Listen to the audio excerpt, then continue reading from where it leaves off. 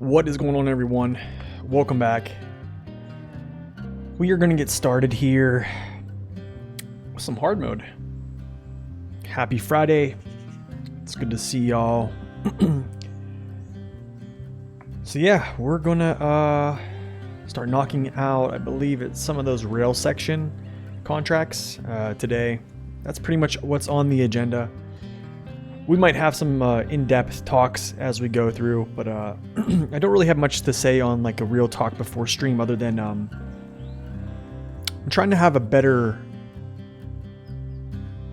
grasp of being just thankful for the things I have and thankful for what God has given me, for what God has taken away. It's really personal, but I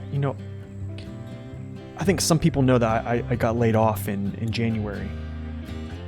From a really good job, actually, and it was just because the company got bought out, and they just did a manpower reduction. It's standard stuff, everybody goes through it, right? But I think something that happened is I started to become boastful in knowing that I had that position. Like, I felt good telling people that, I'm a drone systems operator. Like, I essentially am a field engineer that deals with these highly technical drones, right? And it was almost like I was getting puffed up with pride a little bit, almost like, and it was, all I can say is I do believe God removed that position from my life to kind of humble me. And you know what? I'm thankful for it because I believe I needed it. And it's funny. I heard a coach talking, a basketball coach. I believe he's the coach for the Celtics, I believe. I'm not sure. He's a younger guy. And he said, a lot of people can stand on top of a mountaintop and say, thank you, God, and give God praise and give God glory. But how often do we do so when we're in our valleys? So something I'm trying to do is to be better, is give God glory and give and stay thankful for the things that He's given me, what I have, even in those valleys. Because let's be real, we all live like kings. We live better than royalty did, hundreds of years ago. So I am highly blessed and favored right now. My brother said this quote to me one time, and it really stuck, and I probably have said it multiple times on stream. There was one time he was going through a hard time, and I forget maybe it was a relationship or something like that, and I said to him, man, you don't deserve that. And he looked at me and he said, Nathan, I shudder at the thought of what I deserve. And I immediately knew what he was talking about. I immediately knew what we deserve. And based upon our merit, we don't deserve anything good. But that's the beauty of grace, and that's how much God loves us. So that is just something I want to impart on everybody is by example. Just try to be thankful in all seasons of life. It's such a peaceful thing just knowing, hey man, God's got me. Worry doesn't add one more minute to your life. Doesn't add one cubit. Actually, that's what the scripture says. And, Christ said, I take care of the birds of the sky. How much more do I love you? Basically saying I'm going to take care of you as well. So I just want to give y'all some encouragement today. Hopefully that helps. Hopefully that spoke to your heart. Let's get started. We're going to get in here some hard mode. Good morning, Papa Corn. Welcome in. All right, let's grab my new fresh controller. Oh, man. There's other things I want to talk about that's not pertaining. Well, it's pertaining to some other things. We might talk about them today. I don't know. We'll see. But it's a totally different subject. A totally different, separate subject, but we'll see. Yo, Ruben, welcome in, man. Thank you. Appreciate that, man.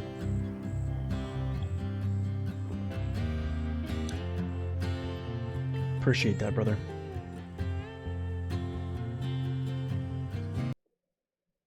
But yeah, let me know how the sound is, you know, engine sound on the game, all that stuff. So, because it kind of changes, you know, you guys know how this goes. Oh, I'm in the wrong save. Forgive me, guys. Appreciate that, Papa. I think so too, man.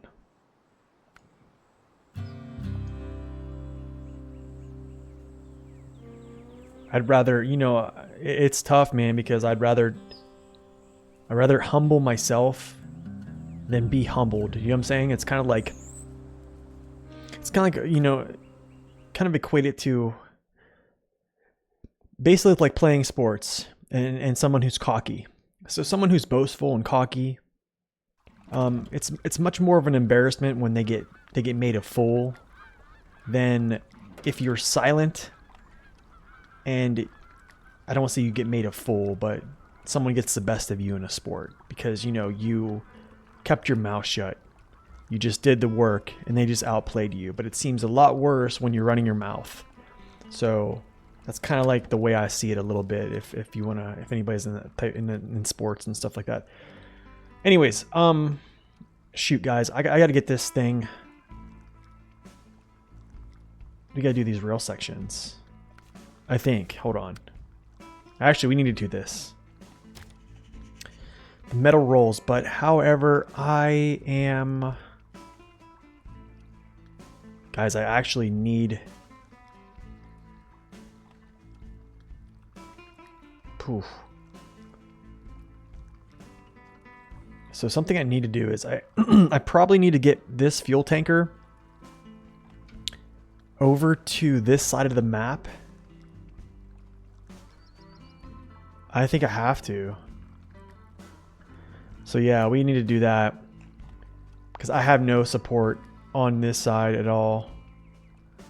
I mean, I have this, but I also need to get the Paystar back to the garage in some form or fashion.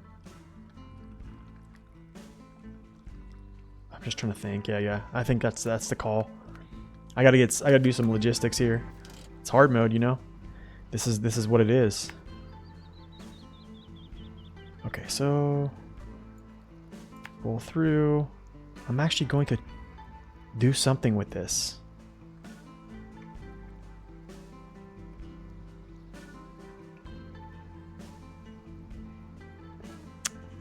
trying to think here. Let me actually see what the 5070 has in it.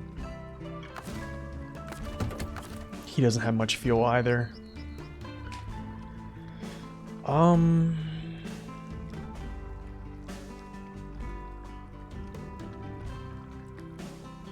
Okay, I have an idea actually.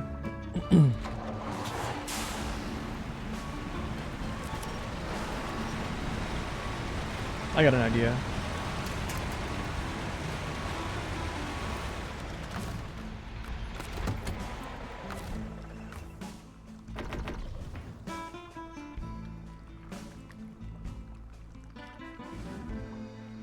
Maybe not that much.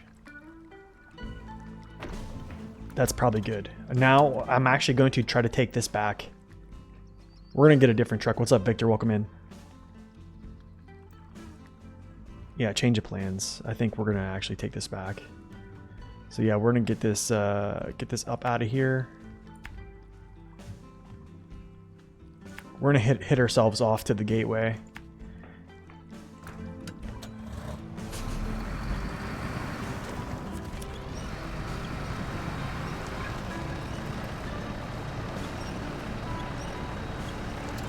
You know, I was the same half a year ago. Let me stop and actually read this, man. It was the same about a half a year ago. In 3 weeks, I broke up with my girl, got laid off from work. Because of the current situation, there weren't any new projects, and finally was hospitalized because of bad insect bites. I was a few hours away from the worst because of blood poisoning. Those few days there made me think I was taking anything for granted. Yeah. So definitely changed my point of view on life. Yeah. What's up, Josh Bear? Welcome in. Dang, man, that's deep, man. That is really deep. I appreciate you sharing that. It's tough, man. I mean, life throws some things at you.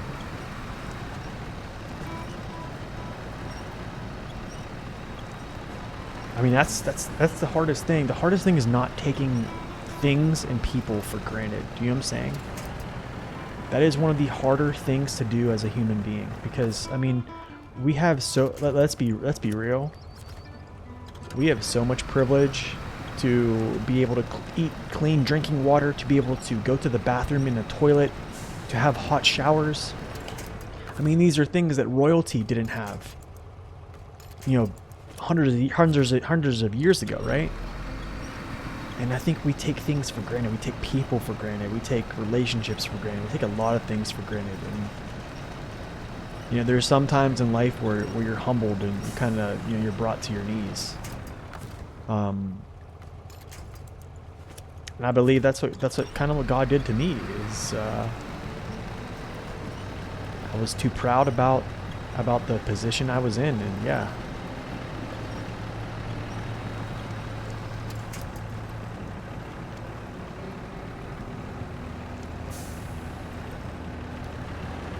Oh, I know you're not complaining. I definitely appreciate that testimony for sure, brother. Alright, I'm gonna climb up this way, I think. Oh, no, can't do that. See that? Oh. Nope.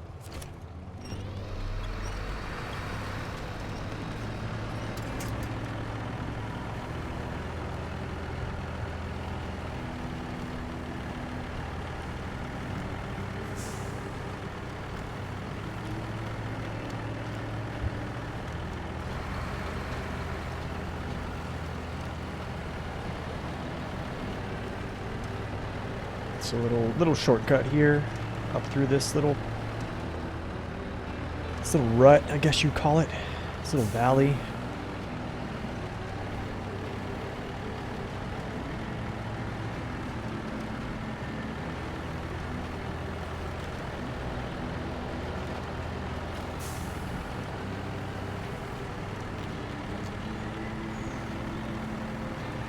And that's the thing, man, is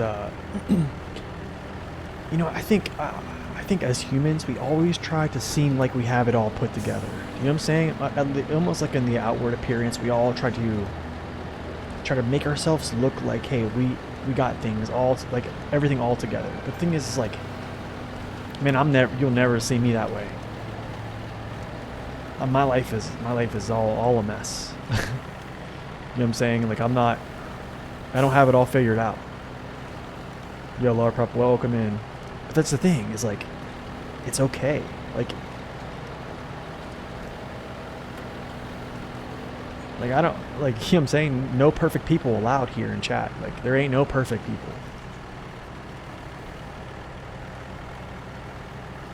We're all navigating life, bro. It's just, yeah, I don't think I've ever been a fan of folks that just, they act like they have everything together. Because I'll be the first one to say that, dude, I'm a mess. I'm a mess. Gotta try to humble myself here.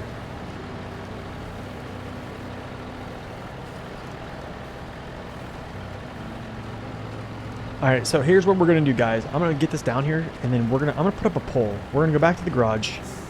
I'm gonna have, when I get back to the garage, we'll do,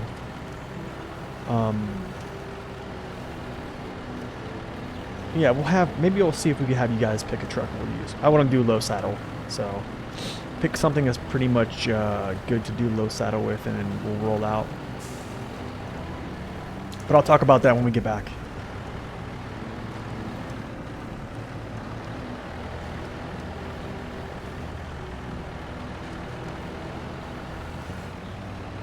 Oh, brother.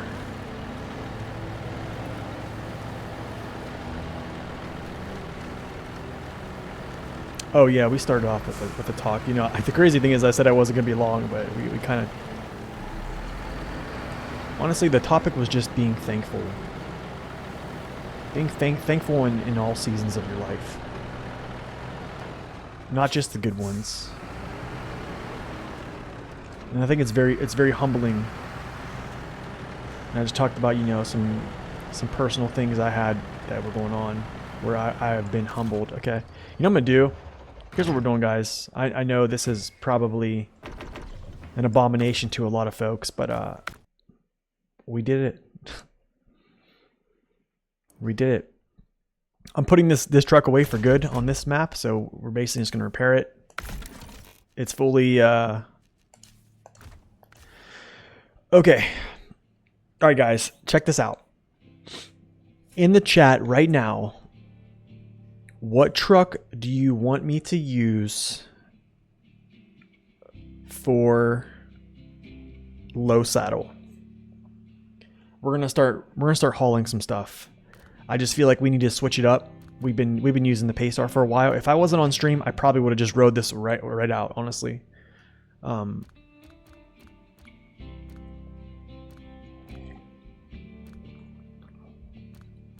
mean, we have trucks to do it, so y'all let me know. What we'll do is when people, how's the ANK civilian do with low saddle? It does good. I don't have it though. I don't have the Brigadier also. It has to be something I have, Victor. So currently I have the Bandit, the Azov, the Vorongrad, the Tega, the BM17, the Cat CT681. I don't want to use, we're going to exclude the Kodiak because it just sucks at low saddle. If it wasn't hard mode, we would be good. These two, I would say I would exclude these, and I have to exclude this one as well because it's just going to struggle. This one probably wouldn't be bad. I don't think I like that one as much as low saddle, so.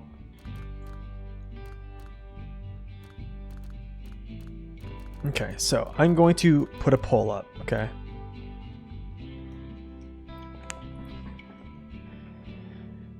You're loving it, Cat CT681.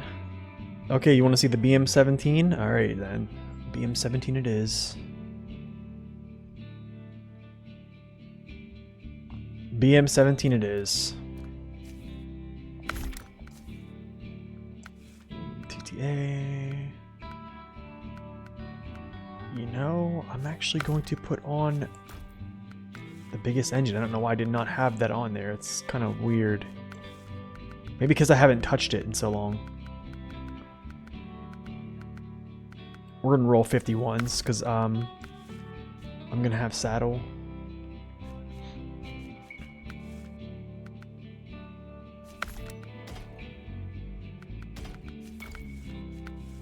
Not worrying about the spare wheel. You already have that. Not sideboard bed, saddle low. This is also kind of an issue here. See how far forward this is, but we're still going to use it. Saddle low with gooseneck. Nice, dude. Nice. Let me see if I can change the color here or no. Ew. That's the default. You know, we might just roll with it, dude. I'm gonna throw the white on, actually. All right, y'all, let's go do it. Let's go do it.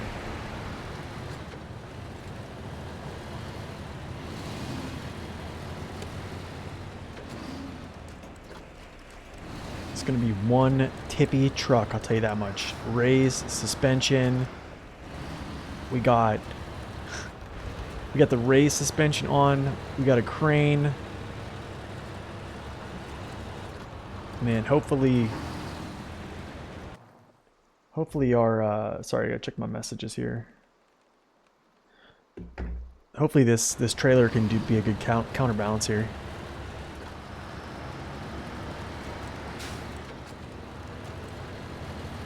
Almost as rough as the Kodiak. I mean, I think we'll be okay, but man, this truck is so fast, dude. I really forgot how fast this truck is, and it's bouncy.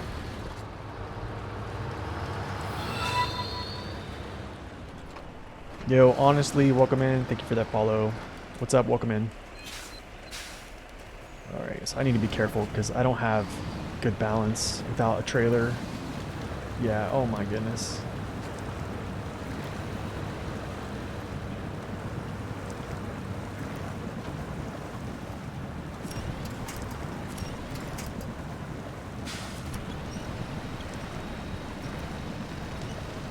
Yo, what's up, Alien Pirate? Welcome in as well. Good to see ya.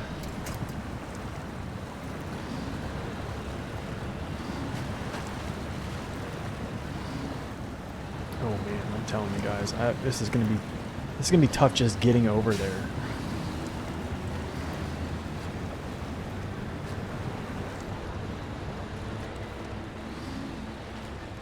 This is not a task. This is this is just bring this thing over. It's deceiving though. I feel like they changed it. Like I don't think that ever used to sit like that. Would have the task like paper in the zone like that before. It's weird. Kind of started noticing that on season 10 a little bit. So Alien, have you tried out season 10 yet? What am I doing right now? I am playing hard mode on the Dawn.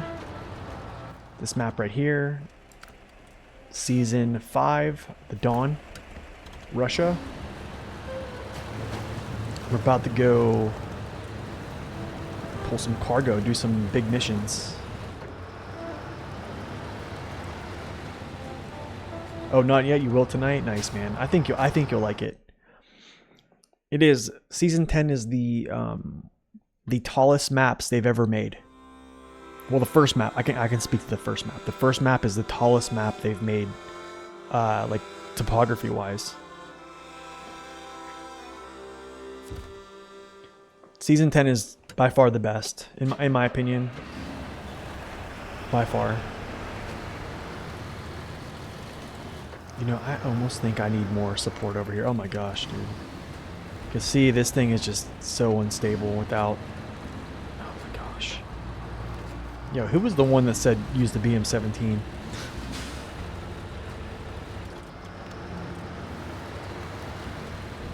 I need to get new members of chat here.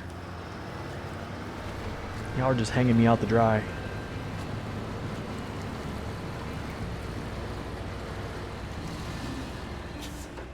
You were for the Cat CT681. I appreciate that. I mean, at least we have good headlights, right?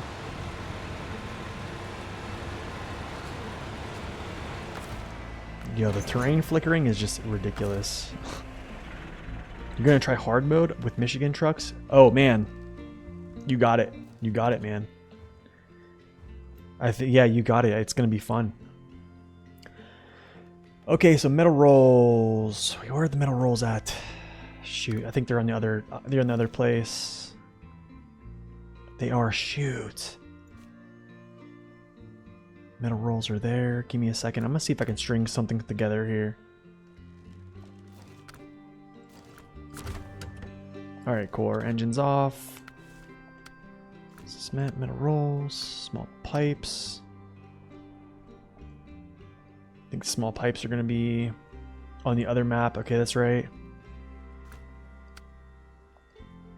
The generator. I'm not gonna worry about that. We're not gonna worry about these right now.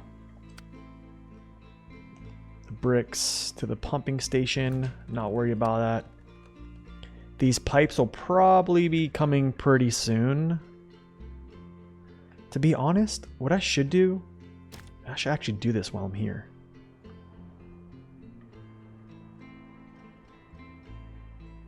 Yeah, we're gonna do this. The NF1430. Yeah, I don't have it on hard mode. That would be a good one though. That would be a good one. Okay, so we're gonna go up here, over, across the bridge, head over this way. Probably grab a sip of fuel.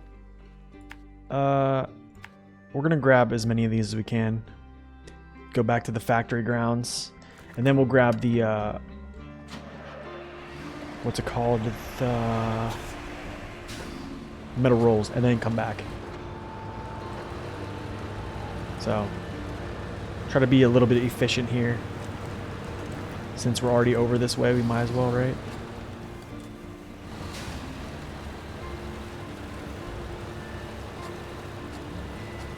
Yeah, that's the one with the two dead axles, yes. It is a beast. Yeah, it is a beast.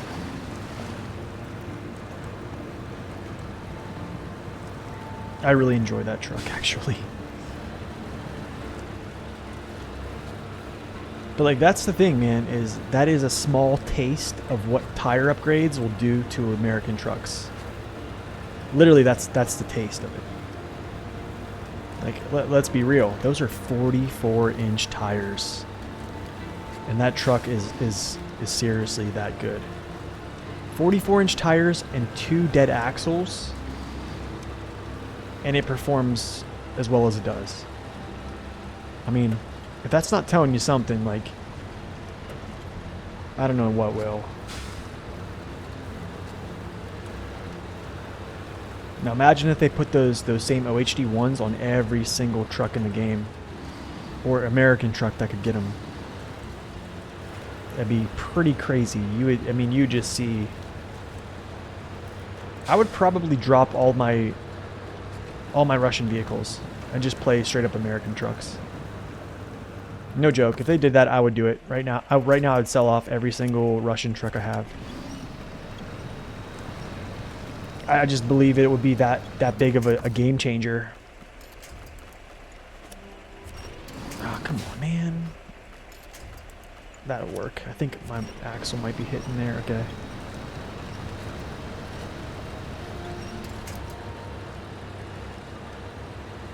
Okay, don't flip. Don't flip. I'm in a bad spot.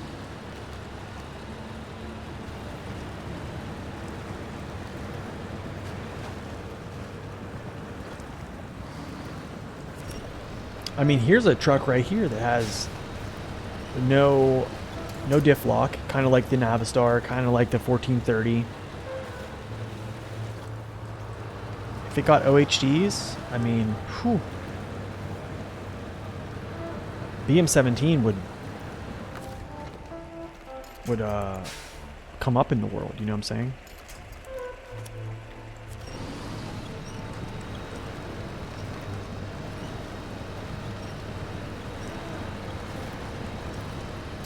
I mean, yeah, it's still gonna be plagued by its diff. Well, not diff lock. Well, plagued by its maybe not having diff lock a little bit, but also, you know, balance and stuff like that. Should I buy the year 1 pass? Personally, I think yes. I think the year 1 pass has the most challenging maps that Saber has made so far, and then I think it basically goes. Year 1 pass is the hardest. Year 2 pass is kind of right behind that, and then the year 3 pass is probably the easier start of that.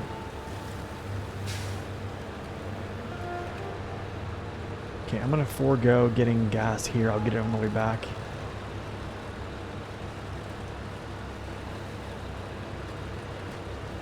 But I think playing the year 1 pass is kind of crucial, to be quite honest. Just with understanding.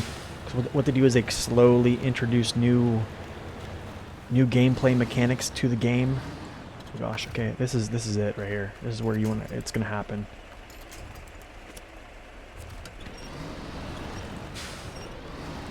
And I think if you just skip ahead and go right to like the really big parts of the end game, you know, you're gonna get through and you're gonna see like crafting, scavenging, parts where you can't really discover the maps and you need to prototype exploration units, the generator trailer, and it's just going to cause a lot of issues, you know what I'm saying? You're just going to have to figure all that stuff out on the fly, and it's never fun, you know?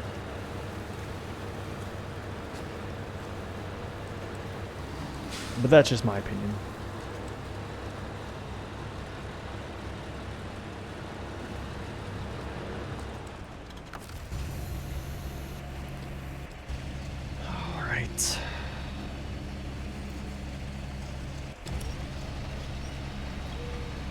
Not gonna lie, guys, I am gonna overstack this.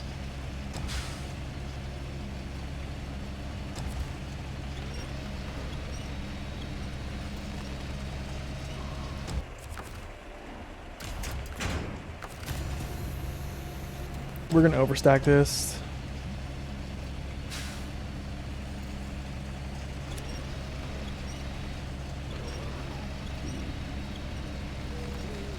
I don't feel like making this a 2-tripper, so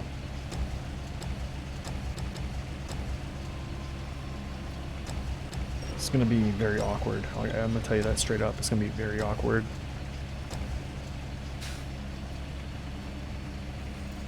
Okay.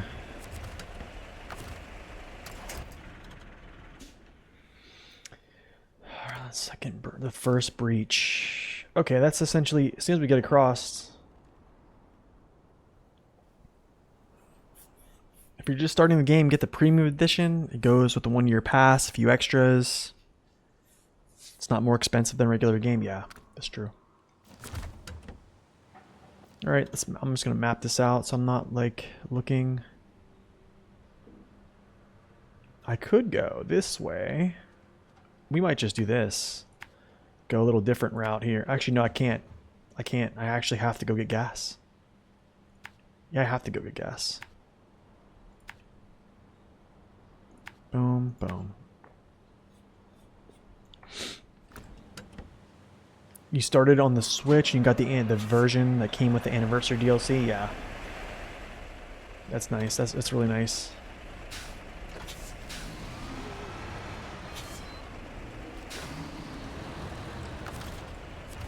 You know what the crazy thing is? For any of those folks that played back in the day, whenever there was essentially no DLCs, my legs are hanging out. There we go.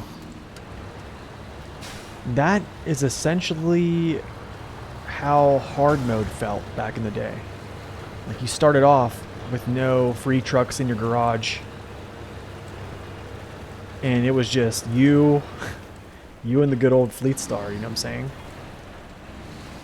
I'm actually gonna go down into the water here.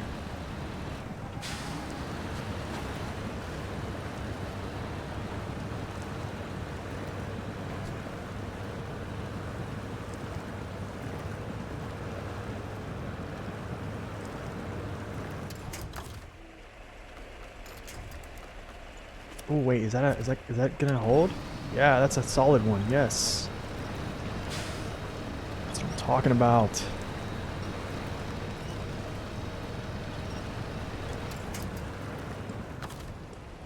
Okay, let's stop here.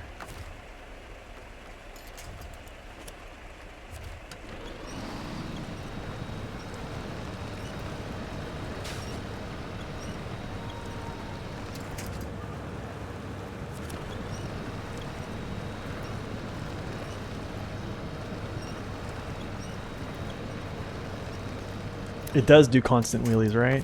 That is true.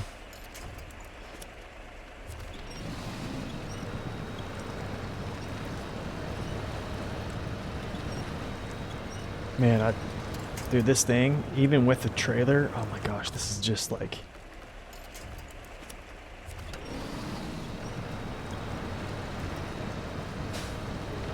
What am I doing? I probably should go through the fence. I feel like I'm not going to make it through. Is the fence breakable? Yeah.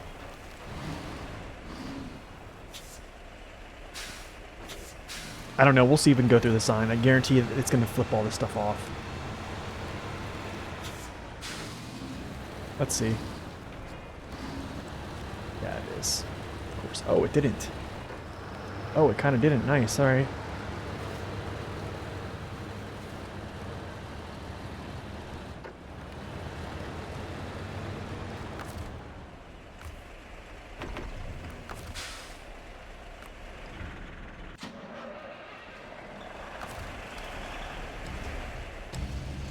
If you disengage the all-wheel drive with doing a wheelie, it gives you the Fleet Star strong push. Nice, man.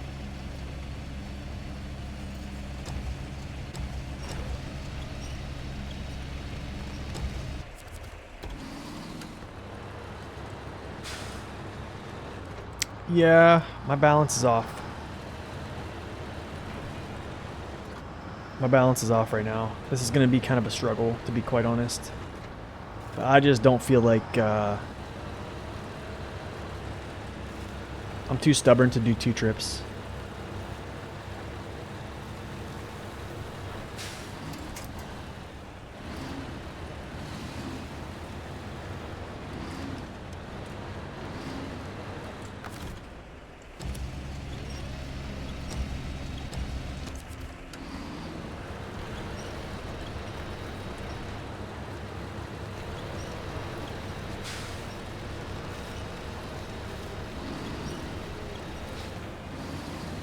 What are we doing? What are we doing, guys? What are we doing here? Okay, here's a good little counterbalance. I mean, we can just do this.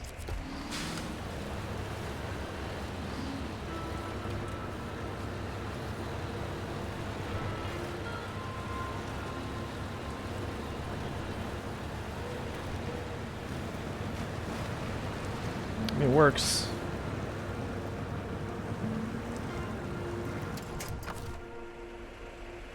For the most part. I didn't have all-wheel drive on. No wonder why.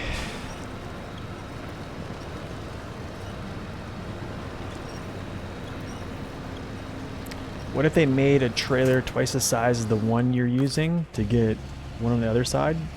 That'd be kind of cool. I mean, there's modders that have made double stack trailers where like you have like a single and double stack, I believe. But I don't really... I mean, I've used a modded trailer playthrough before. They're super nice.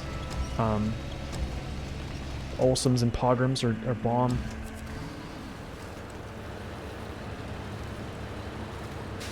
But for this hard mode, I'm definitely just not using mods.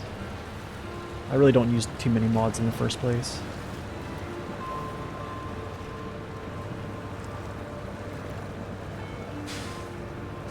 Yo, Tenable, welcome in.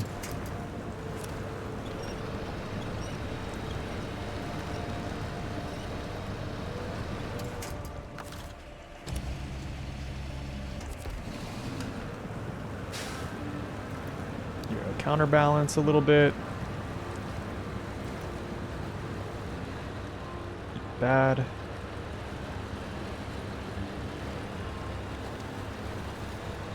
Not bad. Good thing is if I tip that way, my crane is down, and I'm also probably going to be able to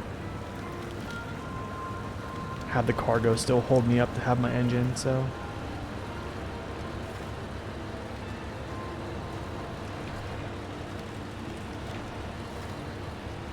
We're just crawling through.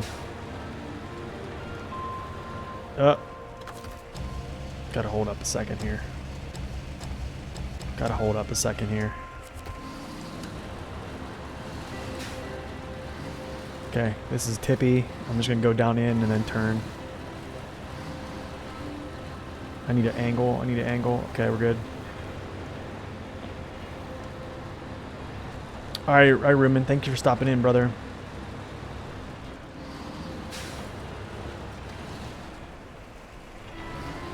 Same to you, dude. Thank you so much. Glad you could be here.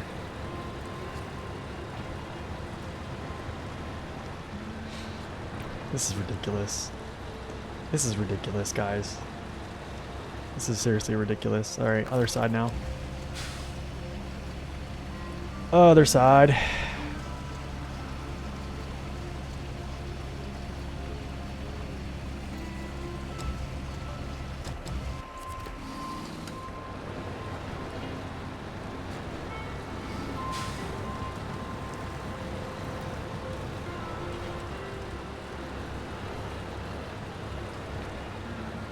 Yo, I'm surprised no one has popped the sound for the stupid. You know how it's gonna get all stupid up in here. Cause this is kind of it. This is like the epitome of dumb right now. All right, other side.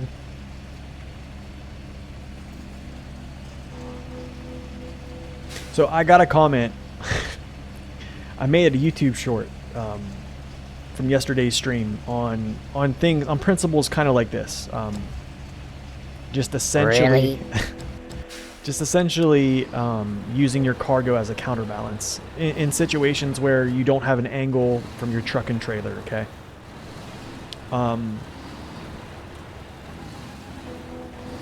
And a viewer called me a amateur. I thought that was kind of funny. I mean, they're entitled to their opinion, but kind of thought that was a little bit hilarious. Oh shoot, am I stuck? Alright, hold on. No, we're not stuck. So yeah, I guess this is an amateur move. But hey, it works.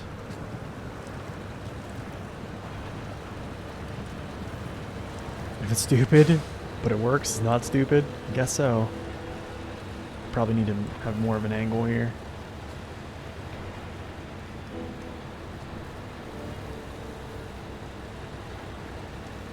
You be get engrossed over here. Myself seeing how high I can stack the heavy wide at the dairy special. Dude, that's crazy. Okay, I need to switch sides. Stupid. Yo, here we go. You know what stupid is? It's about to get all stupid up in here. We got it. All right, there we go.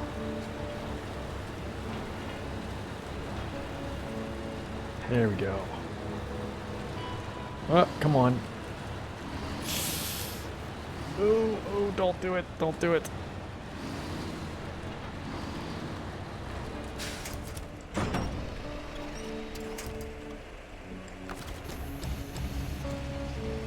Ooh. Probably should have switched sides there, huh?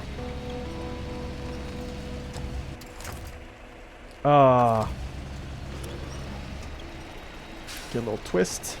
So like, here's the thing, like, why have a big crane? Like, why do you need a big crane? Like, look at this. Small crane. I'm literally putting a 4-piece slot cargo in. There's just no reason. There's no reason.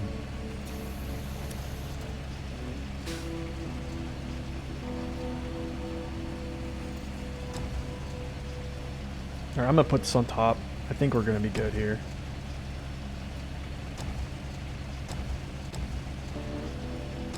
Your cargo or your truck have been launched into space by now? Oh, we've had that. Bring the legs in. Here we go.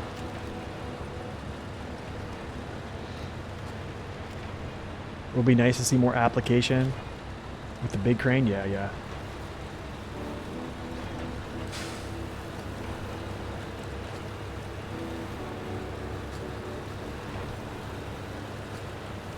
Alright, BM17 is doing the job. Overstack. Doing the job, man. What did I do that for? Idiot.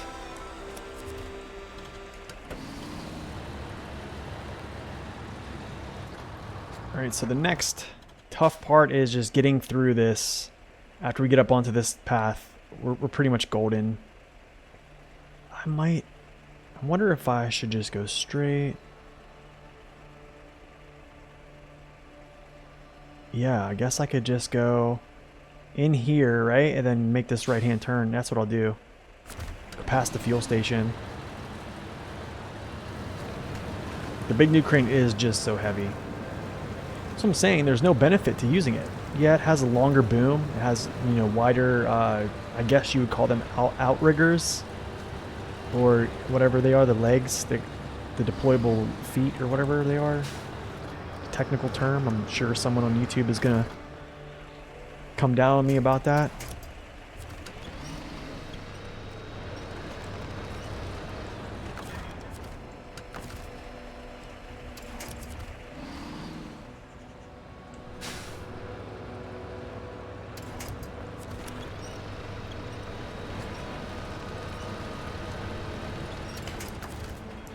SnowRunner hard mode is like real life.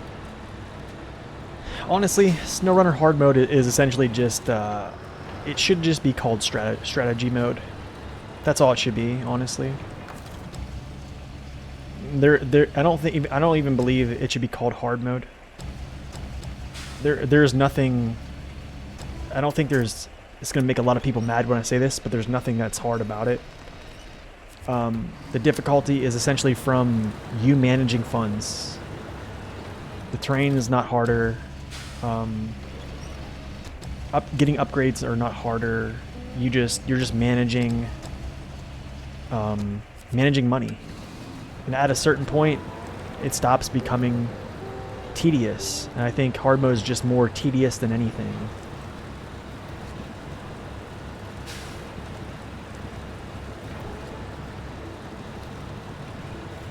I mean, you guys see me at a certain point, I was just like, yeah, I don't care about the money anymore.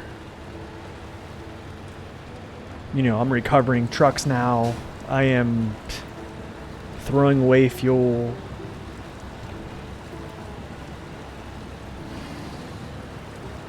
Okay, that should have been a tip, but the counterbalance is there, in place. We got it. Okay, let's bring it back in. Yo, what's up, 3 dots? Welcome in. Yeah, that's a thing. The boom is longer. The interaction range is the same. I didn't know the interaction range was the same. That's new to me. I didn't know. Oh yeah, the skipping nighttime thing. Yeah, that's another... That does make it kind of easy. Yeah, I mean, like, that's the thing, honestly, is like, why play hard mode if you're going to use a money mod? You see what I'm saying? Money is the whole principle of hard mode. Legitimately, literally, like, hard mode is that's the only thing it is. It's just, it is, you have to manage your logistics or you have to pay money for it. So you can essentially just play hard mode like you do normal mode, but you're just going to have to pay more for it. So, I mean, I put out videos on how to exploit some of those things. We have done those. I mean, that's essentially why I make videos on this and then I play this on stream is like, I'm showing application to the things I'm talking about. Okay, I gotta get out of here first before I can get this on. But, yeah. I don't think hard mode has challenged me like as a player where the mechanics have been harder.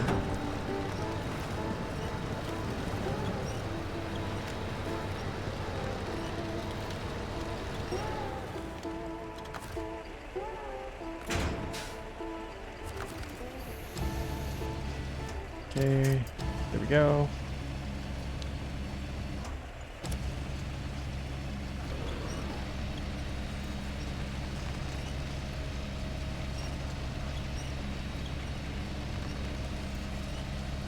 That's the thing, I'm not like shaming anybody for playing hard mode or for using a money mod or whatever, but the thing is the whole purpose of hard mode is you want, like, you're trying to get a struggle. You're trying to play something that's a little bit harder. And the difficulty is essentially, I think the biggest part of the difficulty in hard mode, period, is the beginning. Because in the beginning, you don't have many trucks. Your tires suck.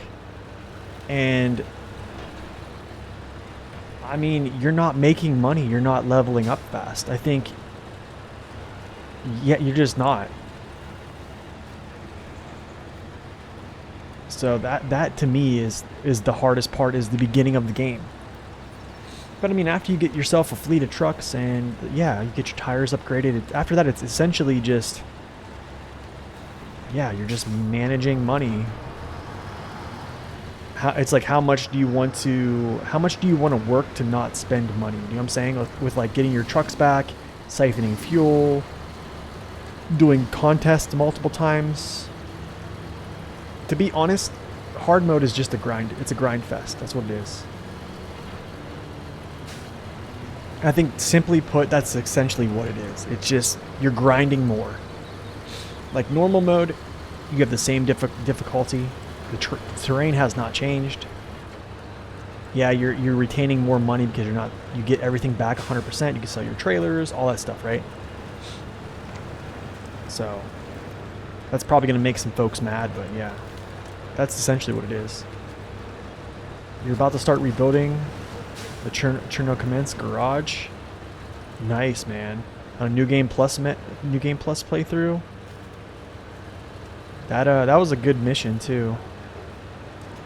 It definitely took a while, Tenable. So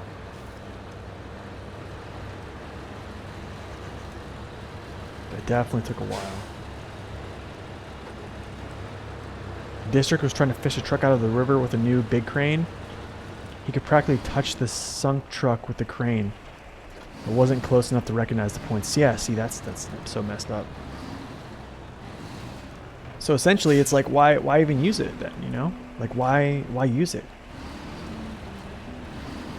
I'll just use the red crane or the yellow crane.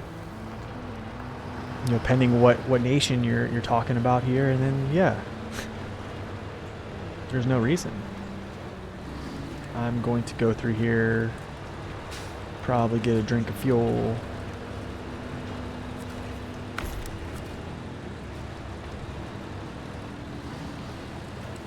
Technically, you started last night, then rolled the Mac about 200 meters short. Dang. That BM17 life, man.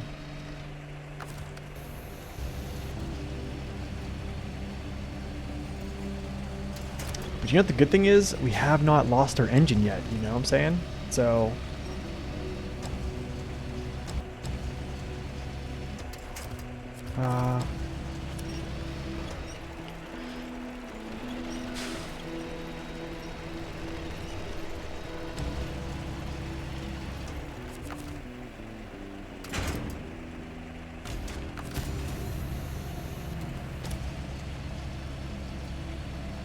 yeah, honestly, man, I don't know how much District is gonna stream in the future. I think he's gonna take a break and start over.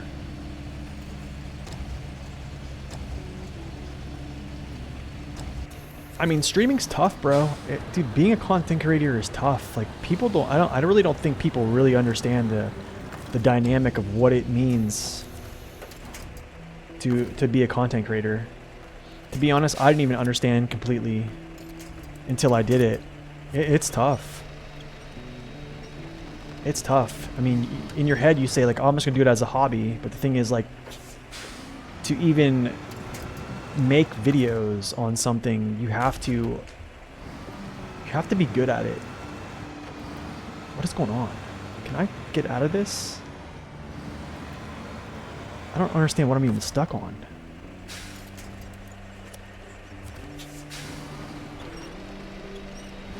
I mean, essentially oh man. What is going on here? What am I stuck on? I don't even understand what I'm stuck on. Alright, I'm gonna try to just pull through and then we'll just turn around and grab our cargo, I guess.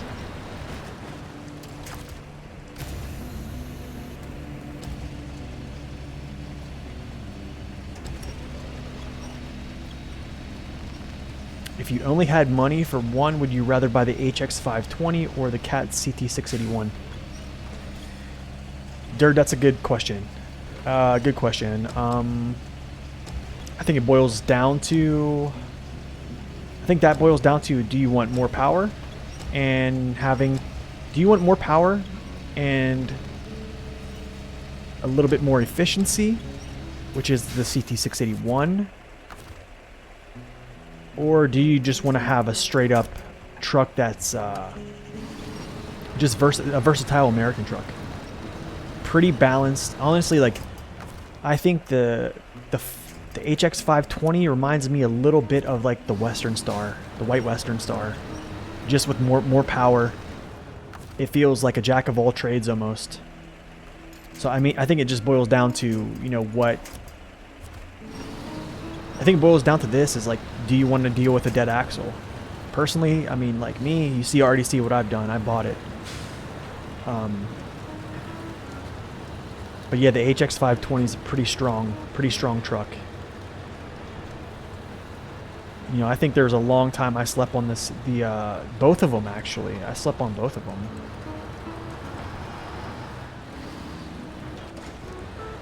No. Ugh. Denied. Did you see that, guys? The top hat got denied. Yeah, the HX costs way more. Oh, you're talking about hard mode, right? Because I believe those are both anniversary DLCs.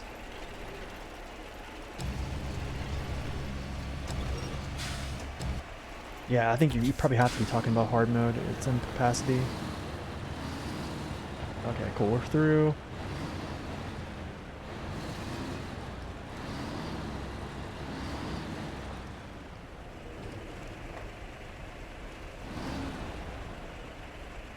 You know what? I might have to go in here and turn around.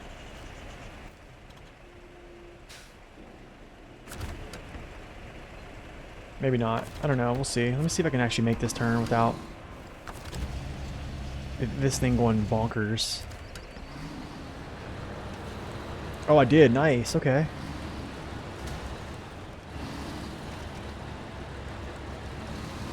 Oh. All right.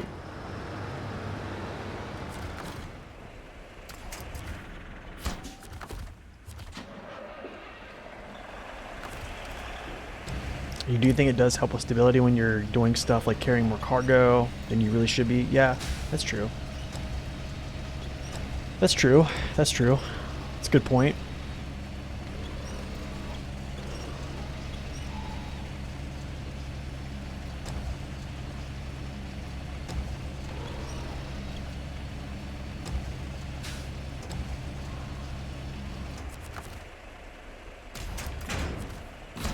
Nice, there we go. The pipes are in place, and the pipeline is ready for the test. I bet you're tired of the vague repetitive praise by now, but still you deserve it. Nice, there's 19k.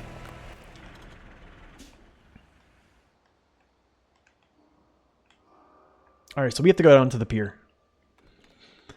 So what we'll do is we'll head off, hit this.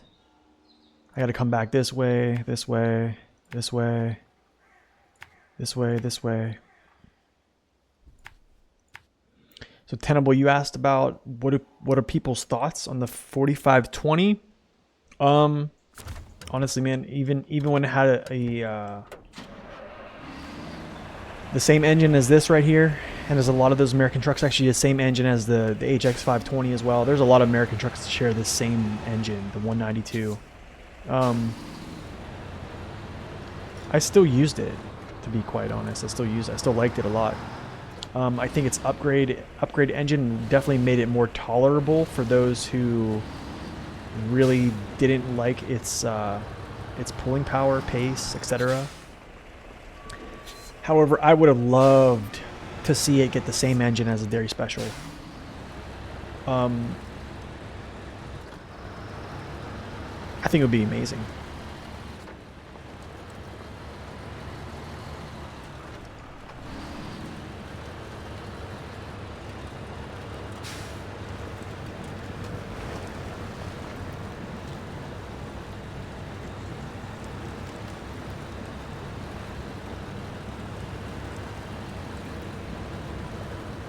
Yeah, that's a good assumption there, Papa. I mean, folks have came into the stream and been like, dude, why are you using a truck with a dead axle, or they call it the tag axle, or whatever it's called. You know what I'm saying? I'm not a trucker. I'm not someone who has been in the trucking business. I just call it the dead axle. But like, people come in, they're like, why are you using that truck? Like, it sucks. I'm like, no, they don't. They don't suck. Like. See, this is the thing, man, is a lot of people, here's the thing, when you got folks screaming that the tag axle, dead axle, whatever you want to call it, and here's the problem with like people that are in content creation and stuff like that, just because, and I think it's more or less not playing a truck enough, not giving it a fair shot. They'll just say, they write it off as, hey, it sucks. And it's like, no, just try it out, give it a fair shake, see how it does, and then come back to it. Before just looking at it, playing it for 5 minutes, and just saying, oh, the dead axle is the whole issue. I mean, yeah, it's going to be an issue, but it's manageable. Do you know what I'm saying? It's manageable.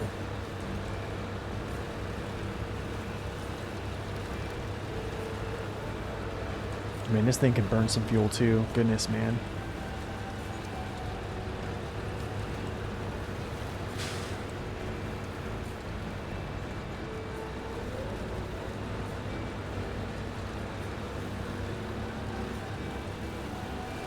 Alright, so we're going to get the metal rolls, I believe.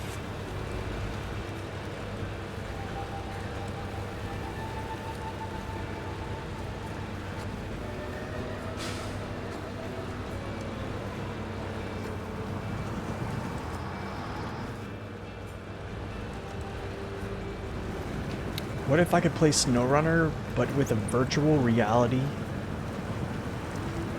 with a valve index. I'm not sure what a valve index is, but VR, I don't know. Honestly, I don't think I would really like that a lot because I'm not really a first person type guy. Like I don't like driving in first person. I'm more like I want to see outside. I want to see where my truck is leaning to. I want to see the physics. Yo, good morning, Mickey. Like right there. If I was in the cabin, I wouldn't have been able to save myself right there. Now we'll turn into it. Now once we get her turn out of it. So yeah. I mean, there's a lot of folks that play first person. That's awesome. First person is a good, especially with the wheel. It's very immersive, but I like to be able to be in a place where I can be reactionary.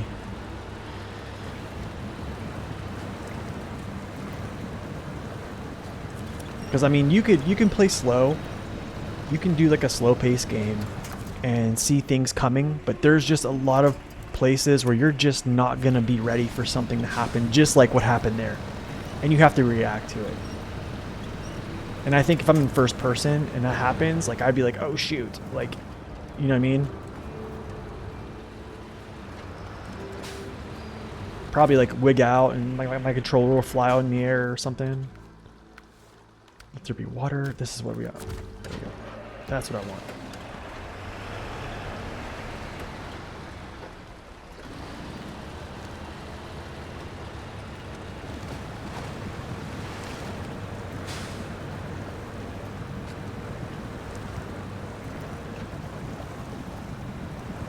Okay, here's a good example of why vehicles with low plus work better in auto rather than just low.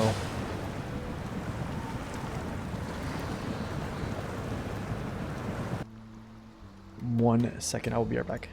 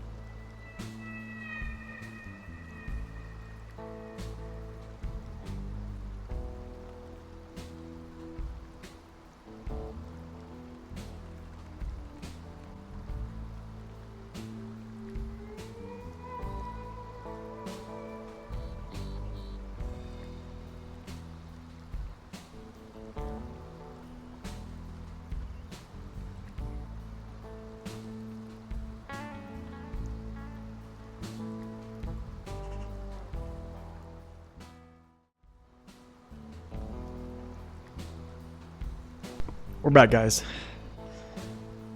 Man, my wife just came down and said she's going to, at 3 o'clock, she's going to watch her friend skydive. No way. You will never catch me skydiving, y'all. Just ain't gonna happen. I've done some dumb stuff in my life. You know, doing front flips off of roofs into pools, riding bikes off of roof into pools. Yeah, just... Okay, is my controller gonna work now?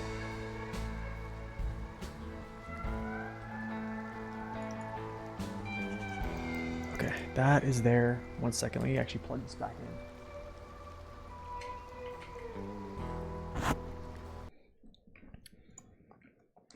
There we go. Yeah, water physics are pretty sweet in this game.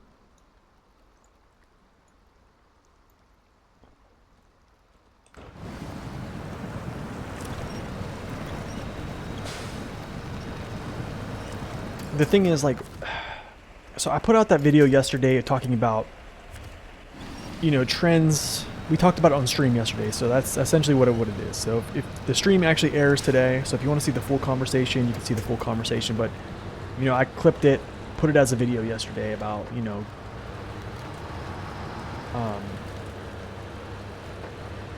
collision models and stuff like that. But essentially, man, like I did say that, you know, SnowRunner has done a good job with like terrain deformation and stuff like that. Oh yeah, 4. Which way do I want to take here? I don't want to go through here. I don't like that route. Okay, so what we'll do, we go, yeah, we come up through here, railroad tracks, through the trees, up on top to here, and then cruise, or we can go down on here, then go off. Yeah, I know where to go.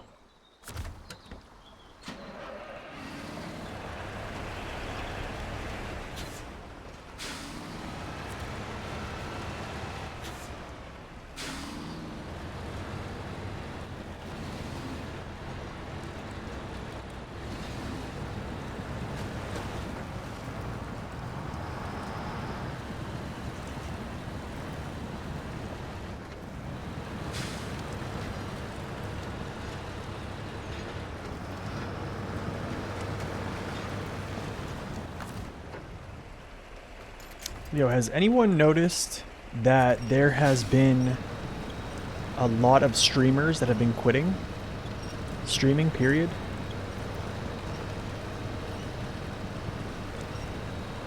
Yeah, you won't see it. You won't see a wheel fall off a truck in SnowRunner. Just that's not part of the mechanics. That would be kind of cool though.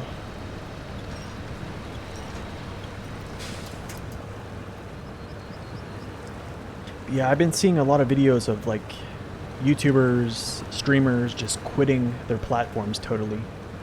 And just saying they're essentially just quitting because they want to go live their lives. And it honestly, that kind of hits hard. Like listening to their testimonies, it actually like it hits you hard, to be quite honest. Like I forget the guy's name today. I think his name was like So Mad. He brought some really good topics in about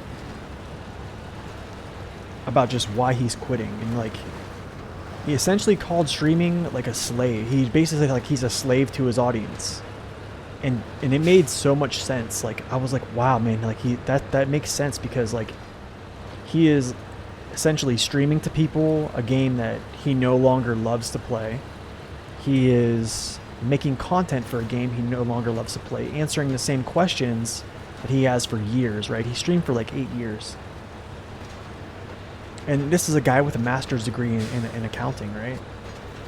And he's saying, I'm doing all this for making, you know, minimum wage. Like I essentially could go down to McDonald's and make more than I can being on stream for 12 hours, then spending, you know, 4 or 5 extra hours making a video. And he's like, it's just not worth it. And then he's like, you know, streaming back in the day was cool and all, but now it's like every stream you go into, it's like purple lights and purple hair and people like, you know, just losing their minds and the craziness. He's like, it's not what it is. It's not cracked up to what it was going to be, or what I thought it was going to be, right? And I was like, man, he just made so much sense. Basically, he was saying he was just a slave to it. Like, you're at the mercy of entertaining people.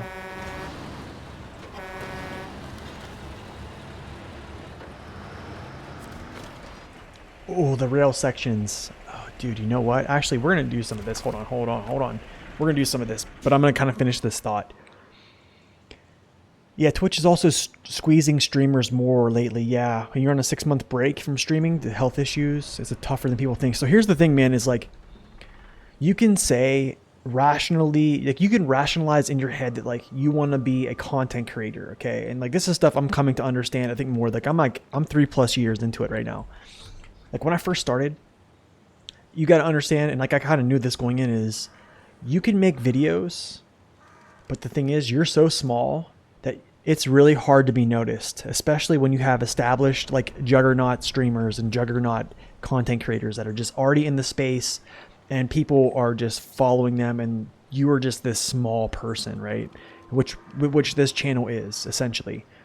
And you can say all day that you're just doing this as like a side gig, but the thing is, like, if you want to do this as a full-time gig, as a part-time hobby, you're already doing it full-time, because you're spending so much time doing research, connecting with people, streaming, and then you're doing content creation, making videos, and that is just sapping. You're essentially doing full-time work for no monetary value. When, you know, if you have a degree, you can just go down there, go to work 8 hours a day, interact with people, which is a healthy thing, and then come home, and then just, you know, you leave work at work and you come home and you just, you know, make dinner, relax, chill, instead of, you know, streaming and stuff like that. So it's like, it just made me think, man, I'm like, dang.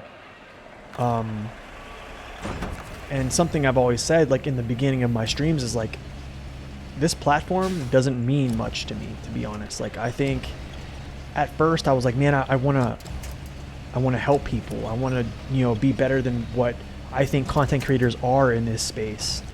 And I can't say whether or not I've been that, but I've always wanted to be that.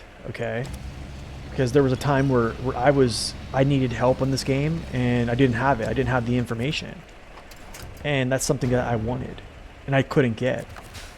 So with all that being said, is like, anybody that's inspiring to be a content creator and planning on like just getting on YouTube or posting a video, or even, you know, starting to stream, like, it is a tough job. Like, it's not just something you do as a hobby. Like, you legitimately have to give up a lot of things. Like, there's an opportunity cost for it. So for me, like, I'm trying to do, this is still kind of like a hobby-ish thing for me. But like, I mean, as well, like, I told myself, if I start making truck reviews, I'm going to finish. Like, I'm going to finish what I've started before I move on to another game. And essentially another good point he made was, if you are playing a game and you quit playing that game, your viewership drops. And that's essentially like his the way he makes money, right? I mean, for me, it's not that way, because like, I don't do it and I don't have a platform like he does. So yeah, you worked at home the last couple of years, which gives you more time to chatting here. It's pretty isolating work. Yeah. You were streaming twice a week on top of a full-time job I started during lockdown, sleep extra, human interaction, made some good friends. Yeah, it's just tough. That's the thing, man. It's like, let me actually turn off my engine. Let's see. We were talking about streaming, actually, and being a content creator. Broken pipes. I want to make sure something here, y'all.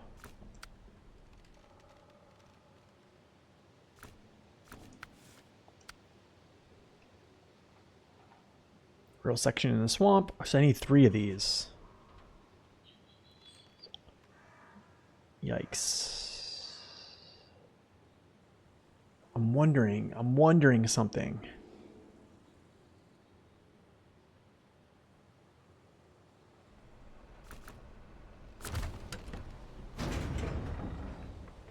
I wonder if I can stack 3 of these in here. I don't think I can. I don't think I can stack 3 of these in here and then get the metal rolls. So I don't know. I don't think it's kind of a fool's errand.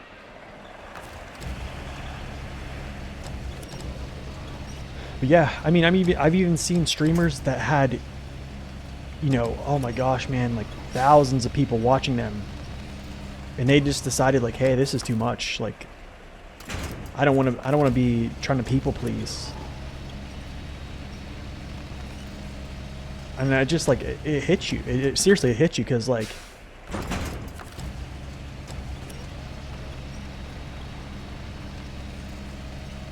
you know, it's like, dude, like that was like their life, right? And now they're just totally walking away from something they've pretty much all they've known, right?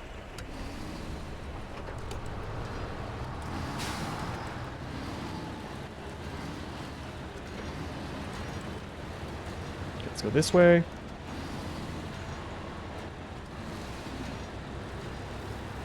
You know, I probably could have grabbed that one section, to be honest. I probably could have.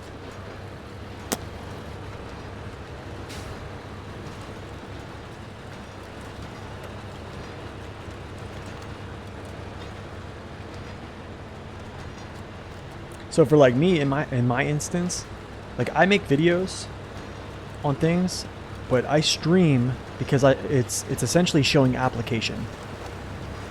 So the things I talk about on like truck reviews, on any type of guides, I'm essentially doing this stuff on stream to show that those principles are not just some type of thing I just made up in my head.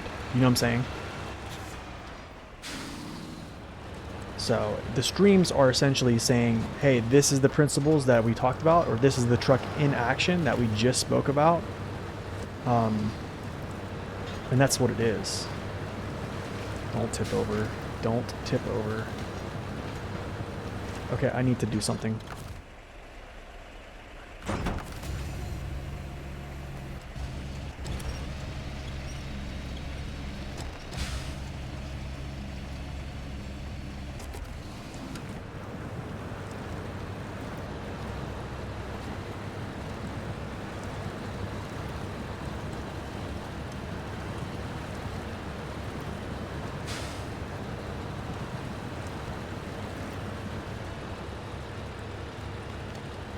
Yeah, I mean, that's the thing is there's only, everybody really wants to be that streamer who is making like thousands and thousands of dollars, you know what I'm saying? Like, but the thing is, like, that percentage is super, like, that is like a 0.01% of people that are streaming. And like per the work to be a content creator, and in like 2023, even in 2020, it was hard. I mean, like I literally started my channel in 2021, and the folks that started that started before that, they got huge during COVID. But that's the thing is, like, COVID was like the baby boomers of content creation, or people that entered the content creation space and streaming space. Everybody wanted to do it. So it's like, and the thing is, you don't get found unless you're producing content that is amazing. Do you see what I'm saying? Like, if you're small, you have to produce content that is incredible. And I mean, even if you do, it's still hard to get recognized. It's just hard to grow. Oh, where do I want to take this route, man? I guess we just take it across. Wait. Let's go like this.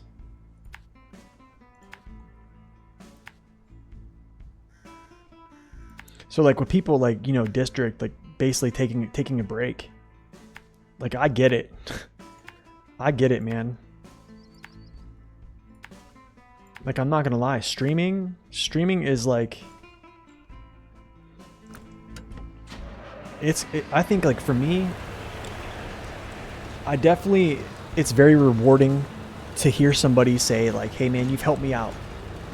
Like, there's things like that are really fulfilling. Like, but it's like I always say, man, like, I do this because I care about people. I speak on other things, more important things than just a video game. Because let's be real, like, this is not real life. And, I think you can make impact. You can make an impact on people's lives, no matter what space you're in. And this is a space that I'm in right now. What's your percentage on this run? My percentage is total percentage 63%.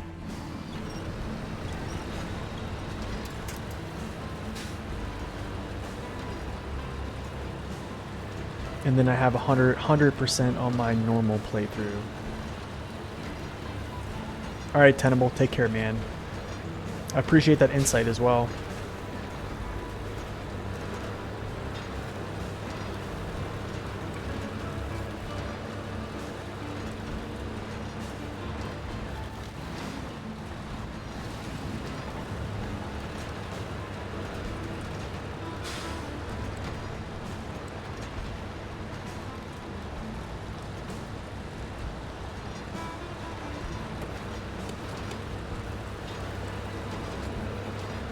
But yeah, I mean, like when I watched it was like basically a YouTube video, right? So Asmongold was covering, it was actually an old video, but he was covering someone who left YouTube. But there's been a lot of people leaving YouTube, or just a lot of people leaving streaming, content creation, period.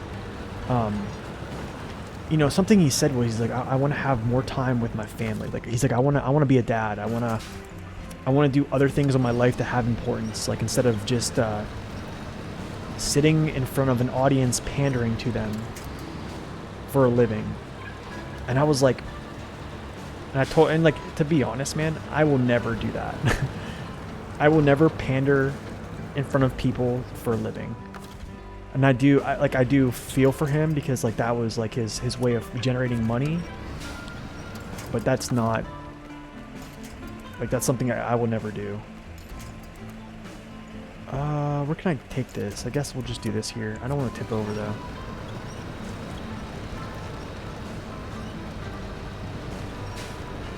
I mean, and which is why, like, I will always have a full-time job, or a job, whatever I can find. And yeah.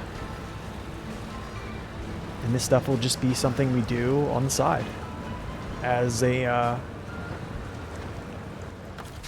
I mean, it has been more than a hobby, to be quite honest. Like, since 2021, I put in way more work on this channel than I probably should have. But I mean, I'd rather have this just kind of be a hobby where I come and chill, do some stuff. So that's kind of like where it's going, honestly.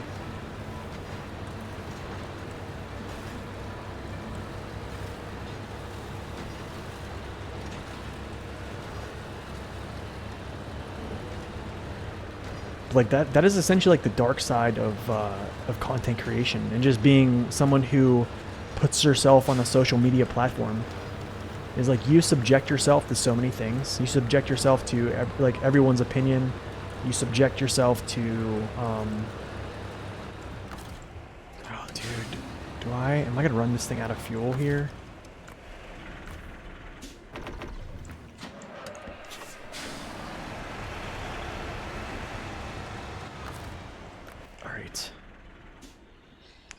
Water tower.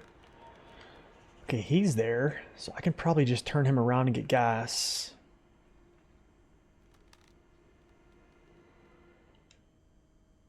Yeah, that's probably what we'll do is.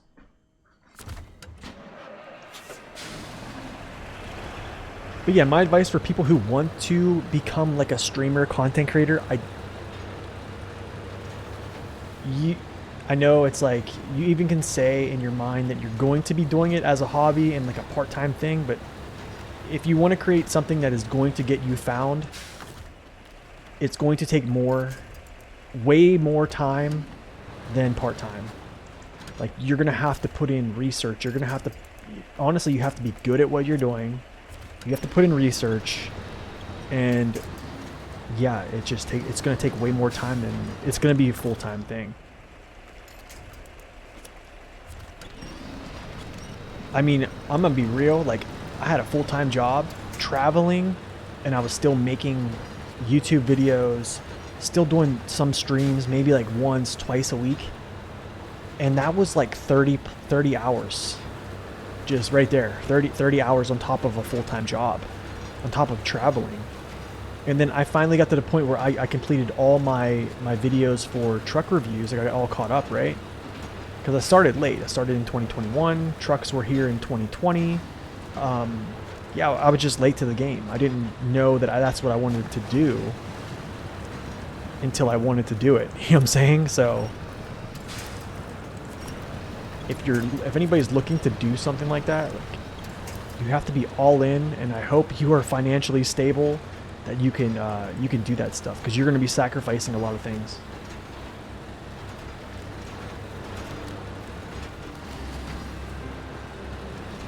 Yeah, and that's another thing, is like, you have to be accessible to your audience. And he was just talking about a lot about, you know, you have to be available like 12 hours a day.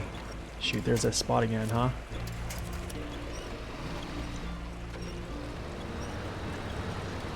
He's like being available 12 hours a day, answering questions all the time. Like it's a lot of work. That's a lot of work, so.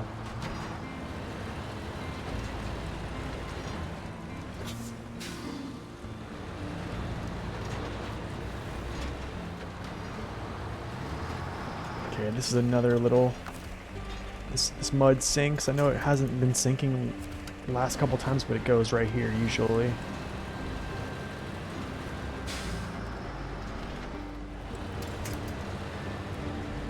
This part too, a little bit, sometimes.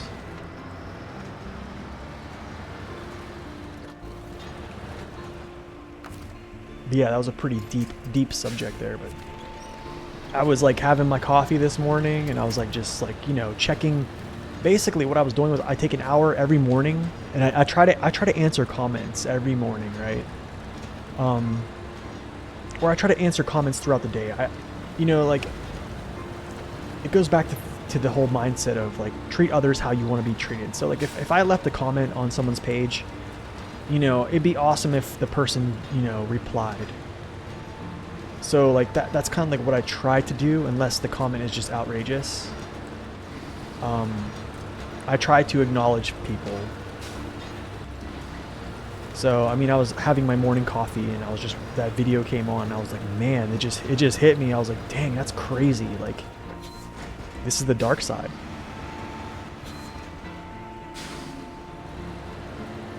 What about streaming, trucking in real life? Oh dude, I have no interest in it. No interest in it. No joke.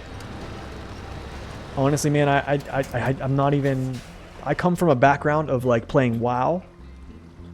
Playing WoW, like PvP, semi-competitive, from like World of Warships, semi-competitive. Like that's like my gaming background. And then all of a sudden, I don't know how I picked this up. I picked this game up, played it for, you know, 6 months. I lost my file, restarted my game. And I decided, hey, I'm gonna make videos. Like I understand this game enough to, I believe I could help people and give them good information about trucks. And then it turned into giving good information about, you know, other things like mechanics, tips, all this stuff. And that's where kind of where the channel just went, right? It just kind of like went that way. So I mean,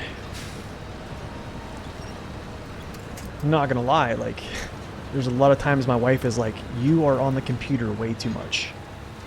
Like yesterday, got off stream, I literally uploaded 3 videos. I uploaded a YouTube short, I uploaded a highlight clip that I still had to actually edit. And yeah, just, you know, it takes work. It takes work. But like I think those are all useful information. You know, there's a lot of folks that want to see that stuff, so. Yo, what's up, Natty? Welcome in. We're just jamming out here with the BM17.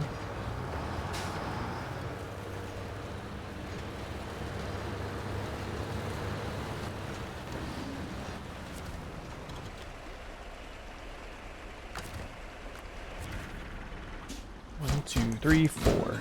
There we go. The locals are grateful to you. If it were up to me, I put you in as the worker of the month. This is for you. Thank you, thank you. Okay, so I think what I need to do, it doesn't happen often. Dude, I'm not, trust me, man, I'm not that big to where it matters. Trust me, man. Now, if it was like a channel like SD1 or something like that, that would be a big deal.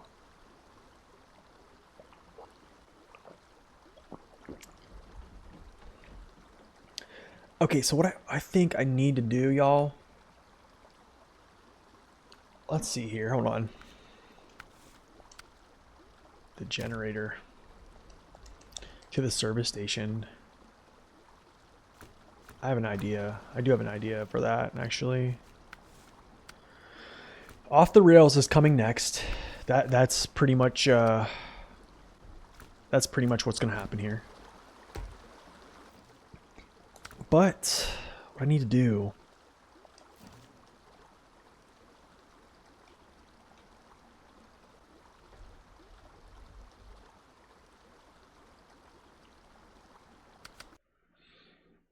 I'm gonna use the Dan. I'm gonna use the Dan to grab this trailer. He's gonna fill himself up with gas. I'm gonna have another fuel tank over there. I have to. Grab this trailer. I think it's like... Where is it?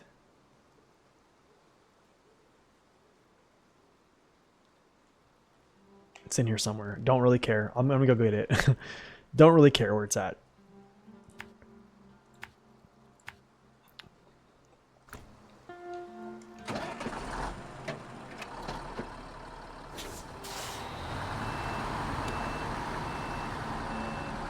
Good old Danny boy. Yo, next map we actually get the upgraded suspension for this truck, so it's gonna be the bomb. Just sub to the YouTube. Appreciate it, man. Thank you. Appreciate that. Thank you, honestly.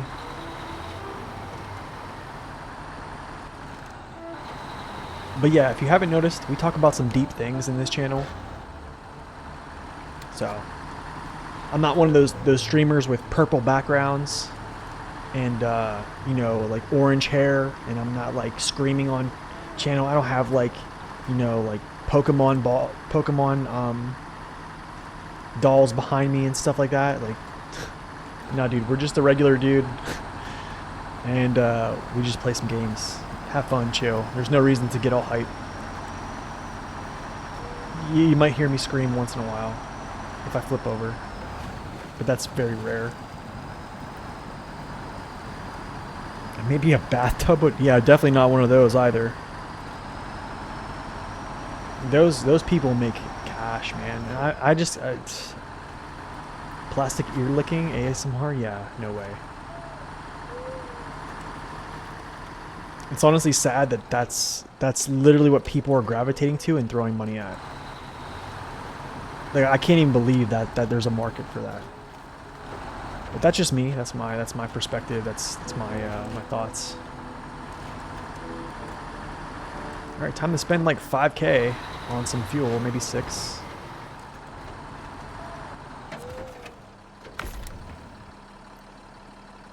Ooh, 10K. Oh, that's right.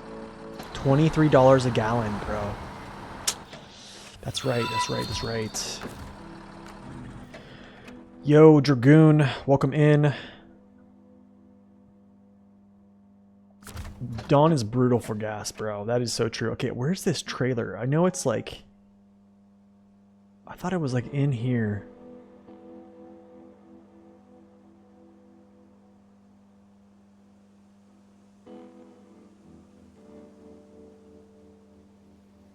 Alright, here's what I'm gonna do.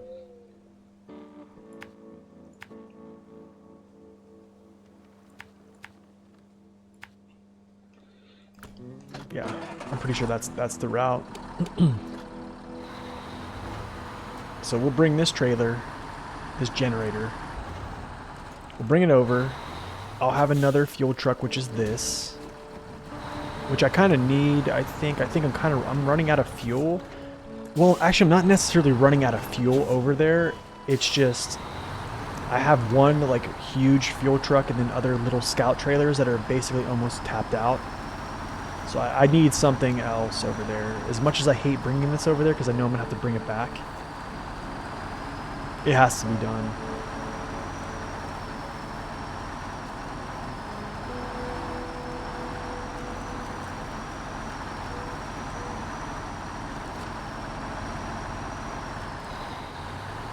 Yeah, that's the thing. I do have the Phoenix. Actually, dirt. We might set him up as a fuel station before we leave here. He might come out of the garage and go get fuel and then just get back into the garage for Season 6. Because if you think about it, if y'all remember Season 6, you have to... The garage is like tapped out. You see what I'm saying? Like, you have to basically set up trucks for jobs. So that's what we'll do. Okay, hopefully I don't flip here. This is going to be a challenge. Yeah, we're going to flip.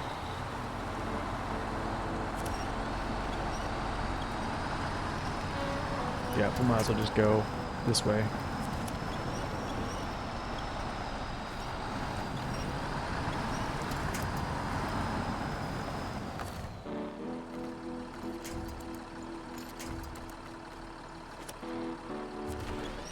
No, there's recovery.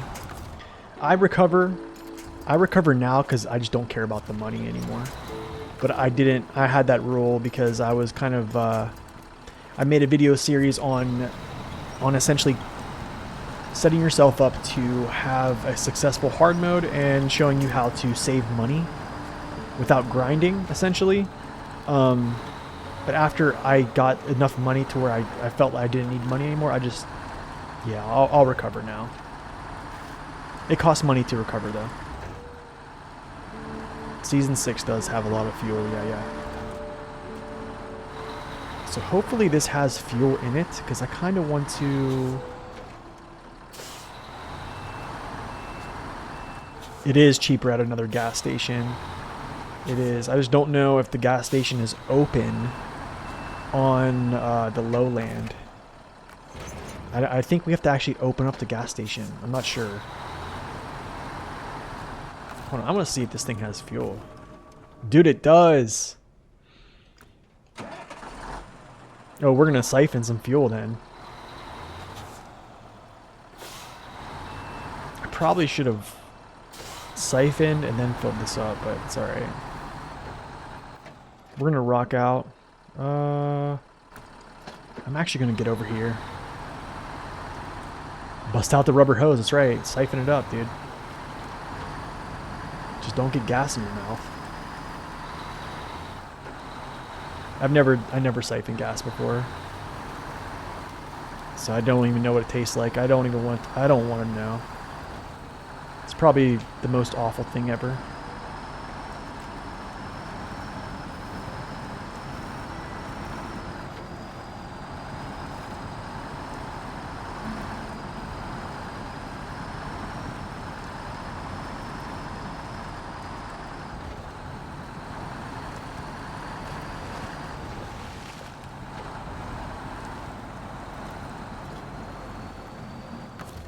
Ew, dude.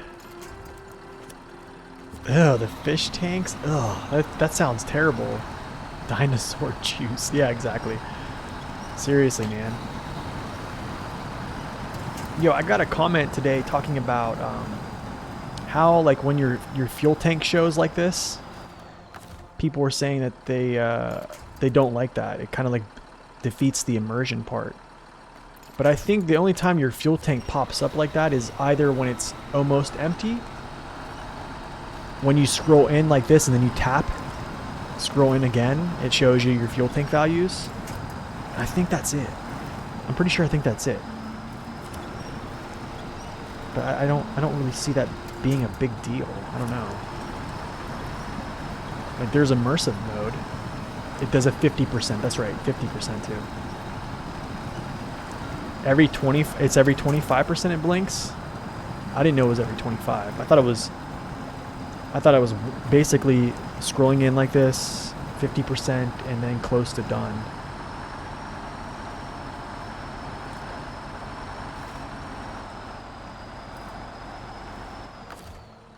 Man, I tell you, towing trailers sucks. Oh, I'm probably grounded on something, I think.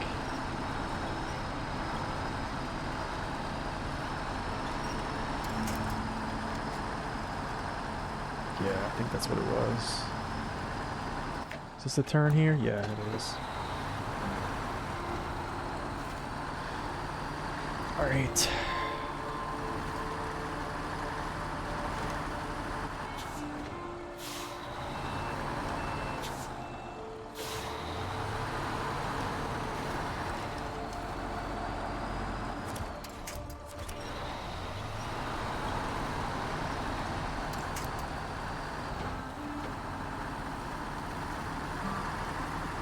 Alright, I got a question for you guys.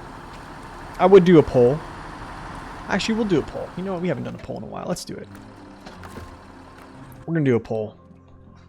Let me pull this up here.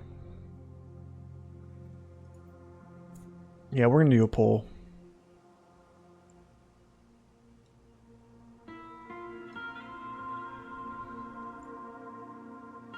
Oh my goodness, man.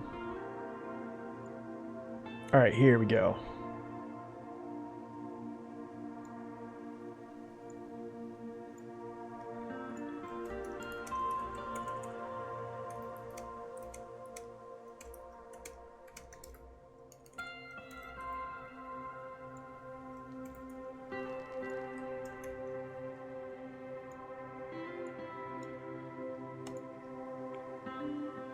All right, there you guys go.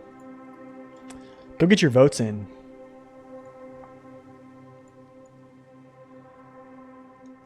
I just asked y'all a question on the poll. Let's see what you guys got. 5 minutes to put your vote in on the poll. I want to see what you guys think here.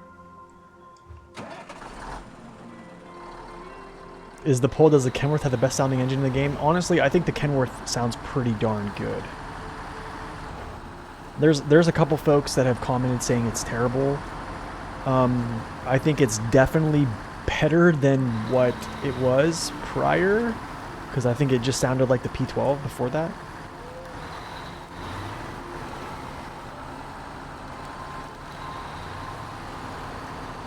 You got a late start on this game. You've been devouring it. Nice, man. Nice.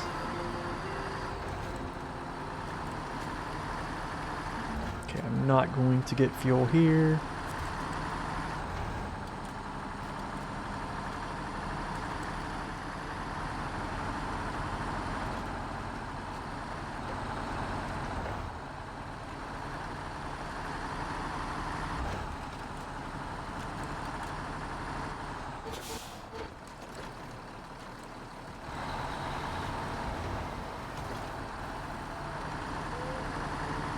Get your votes in.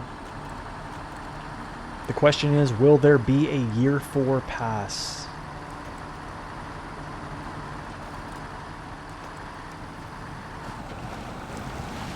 It's kind of really early to ask that question, to be quite honest. You know what I'm saying? Only two seasons into the current year. But I believe, honestly, I think people ask that question all the time. I think people ask that question like in year 1, like, is there going to be a year 2? You know, after like Yukon, like, hey, when's year 2 coming?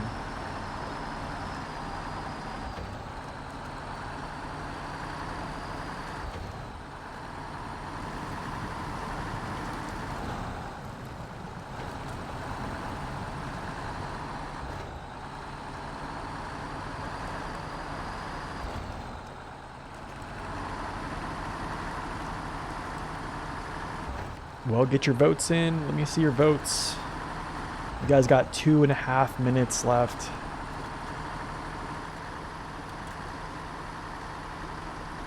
You honestly don't think so?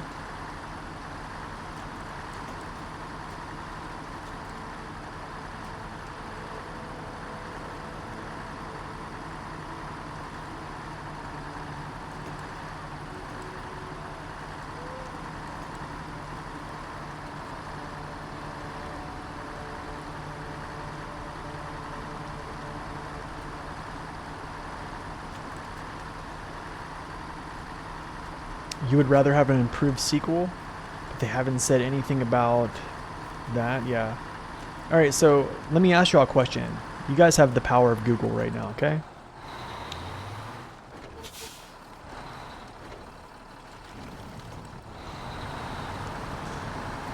Right? So, oh shoot.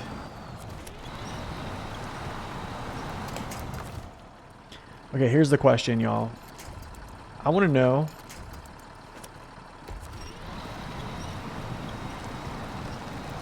I'm going to have breakfast now. See you later. All right, man. Awesome. Thanks for stopping in. Appreciate those follows. Thank you for stopping in. We will definitely see you again. All right, so for those who have Google in front of them, when did MudRunner stop making content? When did they stop bringing out new content? And what was the gap from MudRunner to SnowRunner? That is a good, I think that is a good determinant of those things. Or kind of a good, I don't want to say determinant, I would probably say a good measuring stick. MudRunner only had 1 expansion? I thought it had multiple DLCs that came out, like the American Wilds, the China one, right?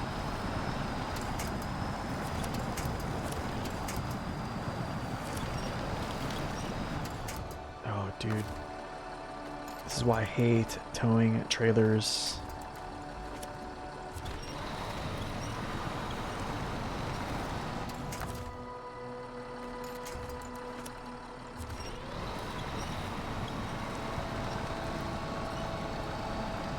78% said yes. So most people think there's going to be a DLC, a new year pass.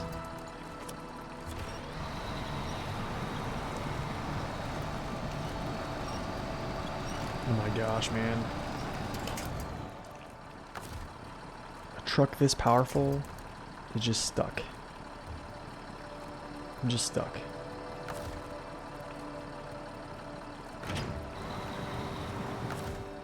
Just straight up stuck.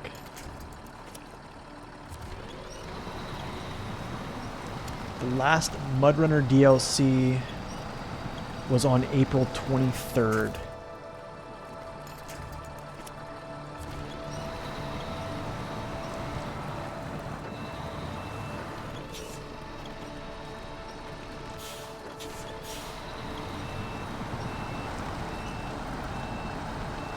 Was on April 23rd, so basically a year later they brought out SnowRunner.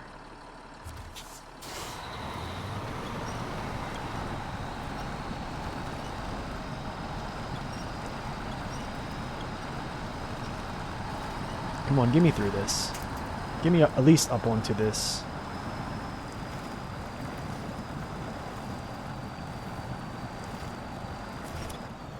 My goodness, man, is this real life right now, guys? This is like real life. I guess we come back, cut the wheel, and try to get over to the other island, I guess.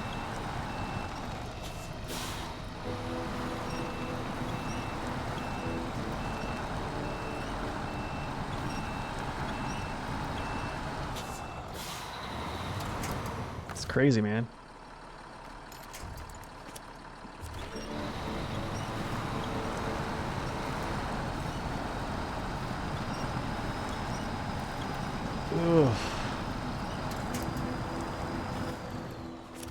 Alright, I got one winch point there.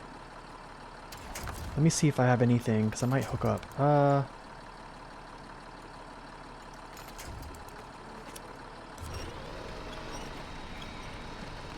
You don't think there's a chance of SnowRunner 2? You know, I don't even know, honestly. I don't even know. I'm really wondering where this series is going, to be quite honest. I think in my head, I'm kind of hoping there isn't. I'm kind of hoping there isn't a year 4 pass, to be quite honest. I think I'm more in the camp of it had a good run. But I honestly, I think the plethora of DLCs is not. I don't know. I'm not really.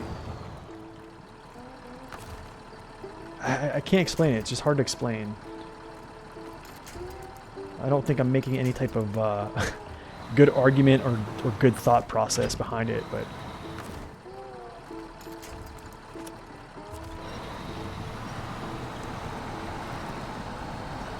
Get up on here. Oh my goodness, man. Just get me on the tracks. Please. Oh, this is a nightmare. This is a nightmare, guys. Yo, you guys, I'm gonna be...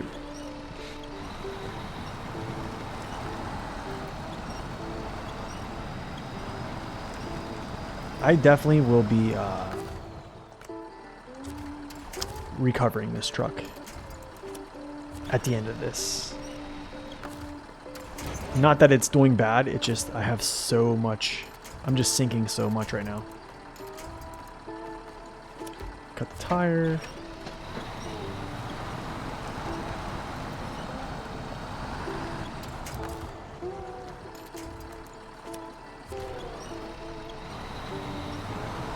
Yeah, this swamp is terrible. This is like the worst part of the dawn right here. This and that part over there, the little adjacent path. It's just terrible. I mean, I do have a pretty heavy load on myself. I don't have wide tires. So yeah, I'm basically sinking down to my frame the whole time. So I mean, it's not the truck's fault. It's the nature of the terrain.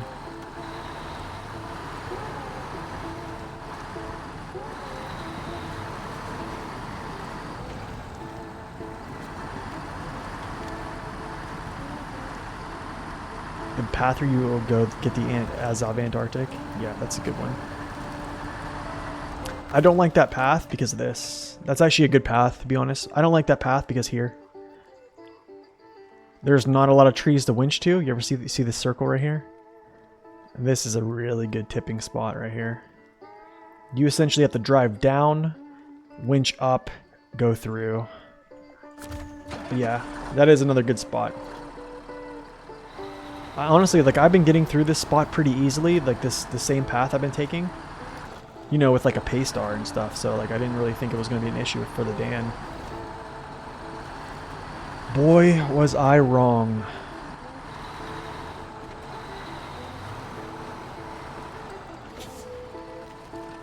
But yeah, I think the plethora of DLCs have kind of, I don't want to say they've ruined the game, but I think, like, I got a comment, you know, I get comments of people saying that, you know, they're loving the game, they're brand new, and they're like, yeah, my favorite trucks are the Tega 6436, what else, the Bandit, and also the Mastodon. And I'm thinking to myself, I'm like, this game is ruined. This game is ruined. Like, the Mastodon essentially is the one-stop shop for pay to win. And going back to our conversation of that streamer who quit, he was actually playing Path of Exile, and which is a free to play game, but like you have to pay for so many things, right? It's like a pay to win type thing. Or as he was saying, I don't know personally. But yeah, man, it seems like it's kind of, I feel like Saber is stringing this along for marketing purposes. And I feel like the love of this game series has kind of like diminished. That's how I'm kind of feeling. But the thing is, I think it kind of revived a little bit with the new DLC. I think season 10 was a good example of like, hey, this is like, we're going in a different direction. Like, we're coming back.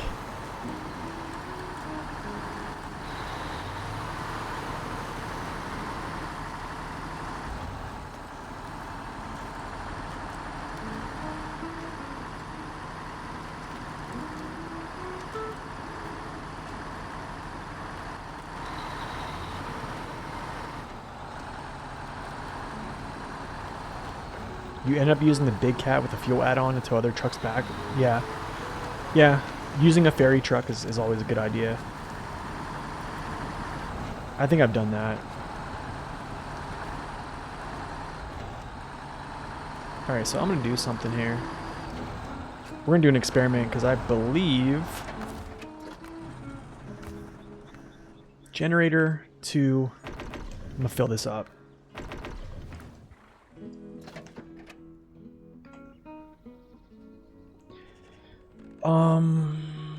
Trying to think here. I don't necessarily want to go down this route. So we'll actually go. I'm going to smash my nose up so bad doing this, guys. Seriously, I'm going to smash myself up. I'm going to go like this.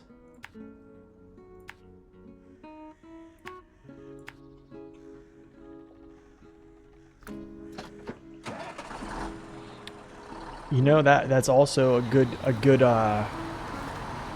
good speculation as well, Dirt. It could be a signal that is kind of coming to the end of the game.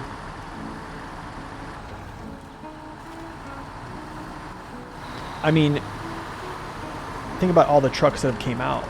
Like, I mean, they put in, you know, older trucks that have been in the game in previous seasons, like the K700, which I believe is like the first actual licensed Russian truck in the game, right? So that came back, Season 8. And then you have, trucks like the Kenworth, which weren't in other games, I don't think, but it's essentially like, I don't want to say a super truck, but yeah.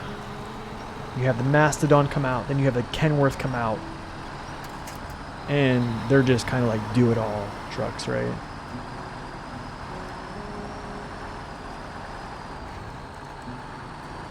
But yeah, the Mastodon being like the OG of the Spin Tire series, like,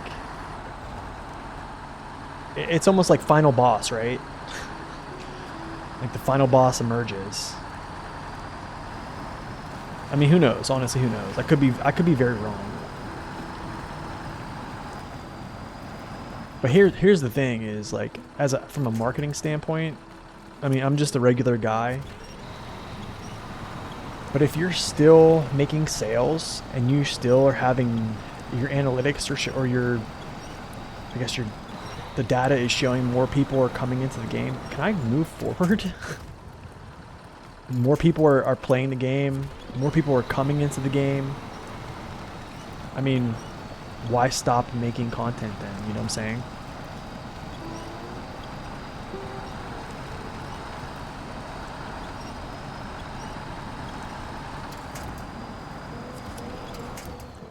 That's kind of the thing. That's really the question.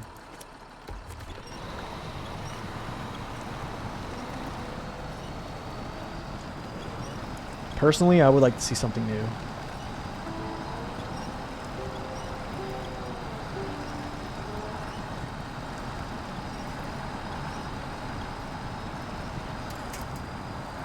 Oh, come on.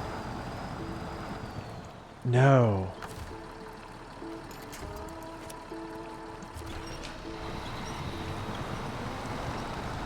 But that's the thing, like, who knows if they even have any type of new models, like,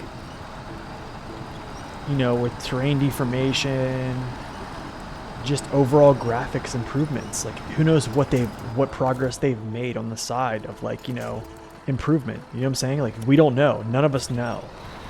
It's completely pure speculation. Yeah.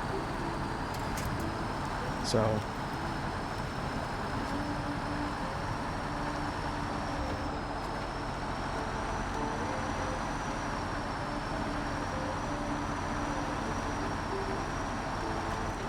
some people say the Mastodon is weak and the Tega is flippy. Oh my goodness, man. Hey, man, I don't know. I don't even know what to say to that. The Mastodon is literally the Mastodon is on par with the 605R. After its changes, like, there's really no denying. It's like,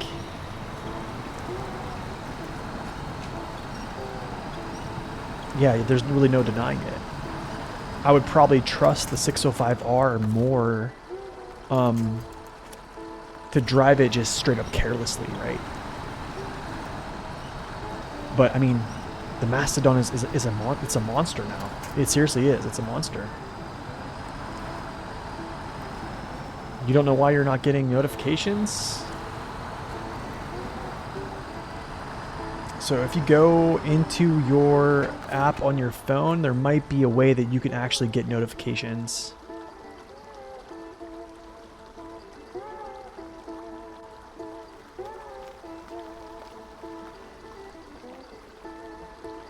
After seeing the Mastodon's unique wide-set tires and the slower steering, I went back and am using the smaller Zix you can unlock in Ontario, and it's really neat being able to tell that the trucks are from the same manufacturer even in game.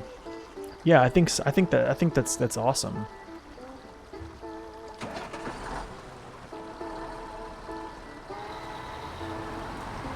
That little Zix, man, the 566 Alpha is a boss. Seriously, though.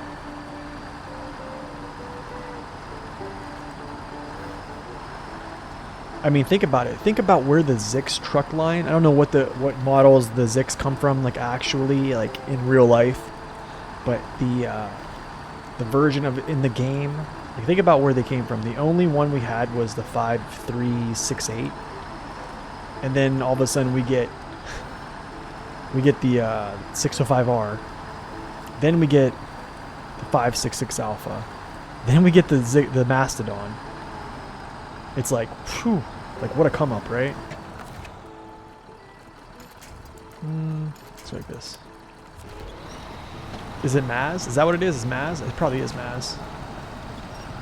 One thing I hate the most with people is frequent wheel spin.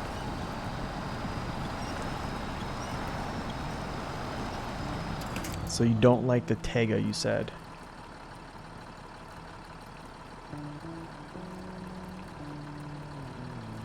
Oh my gosh, can I just scroll up a second on chat?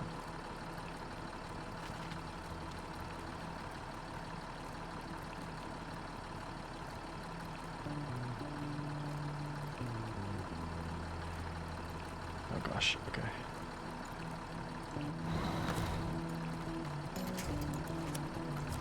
The Ukraine truck manufacturer. I wasn't a fan of the little Zix the first, but it's awesome.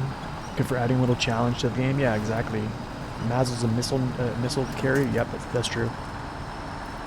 It's based off the Maz in real life. Yeah. Okay, Maz it is.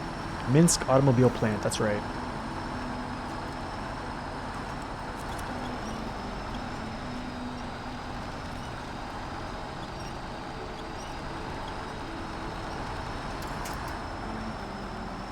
Oh. We're having an issue here, guys. We're just having ourselves a time.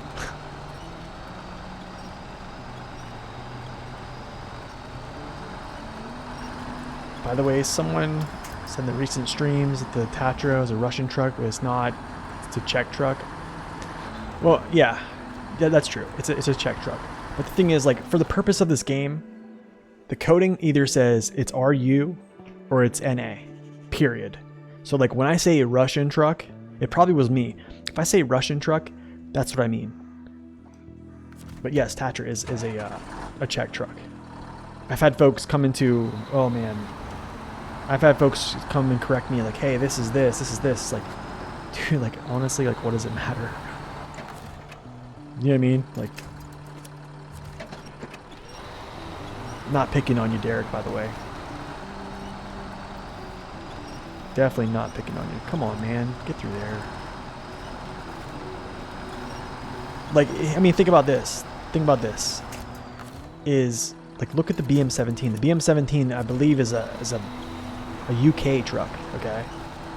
But it's categorized as a NA truck. Same thing. Oh my gosh, dude. I don't know what is going on. Like, why I'm struggling so much right now. Like, I should not be like...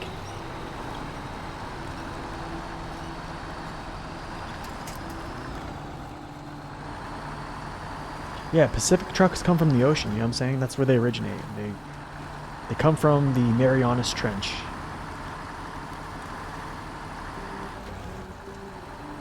You meant it for the NA audience here? Oh, no worries, man. No worries.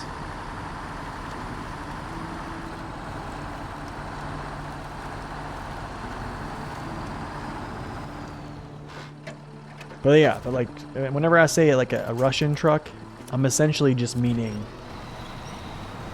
the files. They just say RU or it says NA.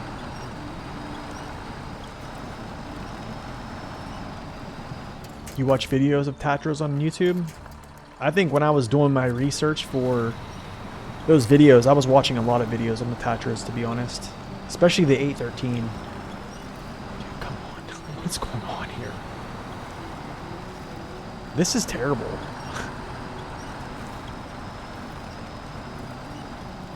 Seriously, man, this is terrible. Like, this is... I'm probably going slower than I did in a more right now.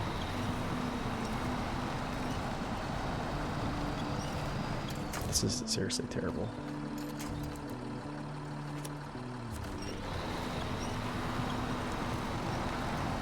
Yeah, honestly, watching the Tatra backbone is amazing. I'm like, I have a rock right there.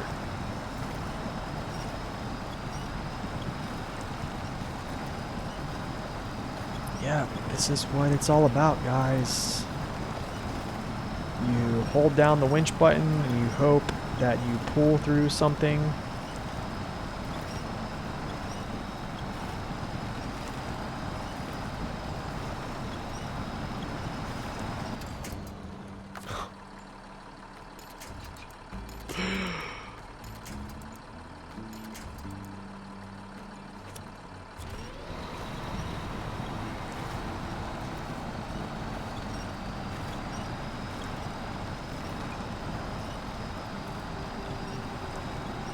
This is seriously ridiculous.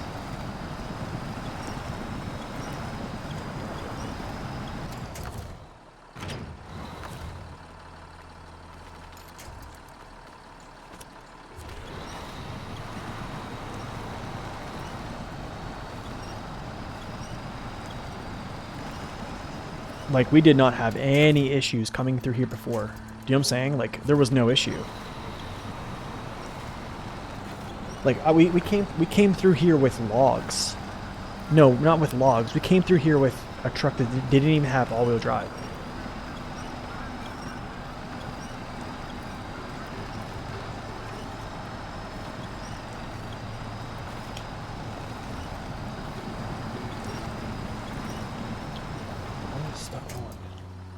I'm stuck on this tree branch right here. This stupid tree branch right here. And it won't release me. It won't break.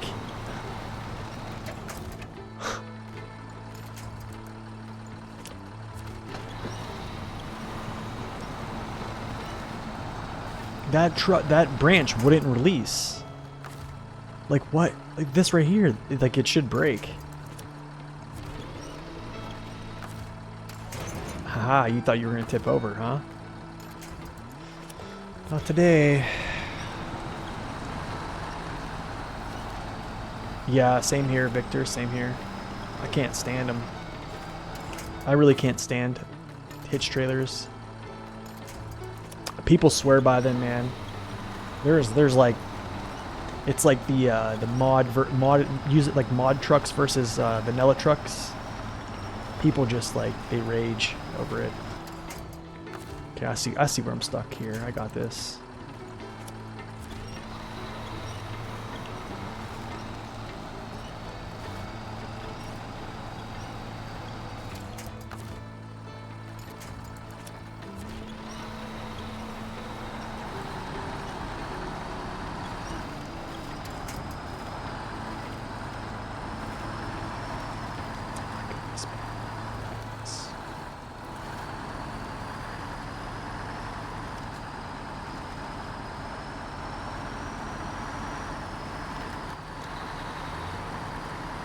Perhaps we should threaten the tree, yeah. 10 anime villains, branches and stumps. Yeah, exactly, bro. My goodness. We thought this was just going to be a little quick drive, you know, over there. Nice, easy. And it was just death.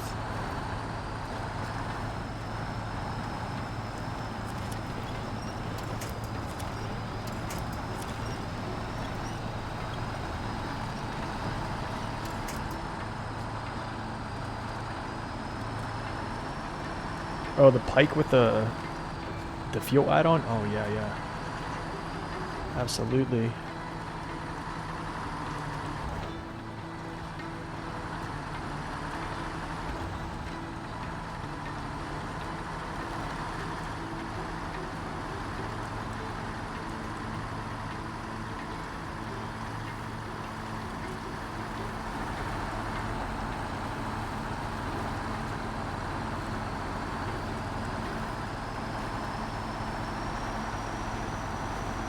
Yep, kinda, right?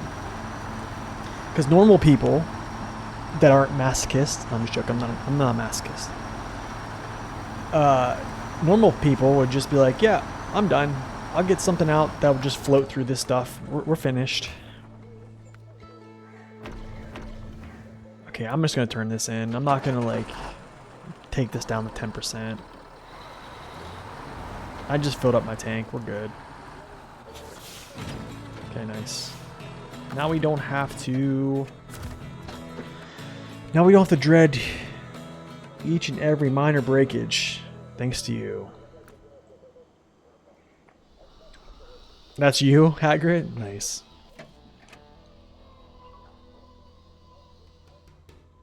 Okay, Royal BM. Bricks to the factory. The rail sections.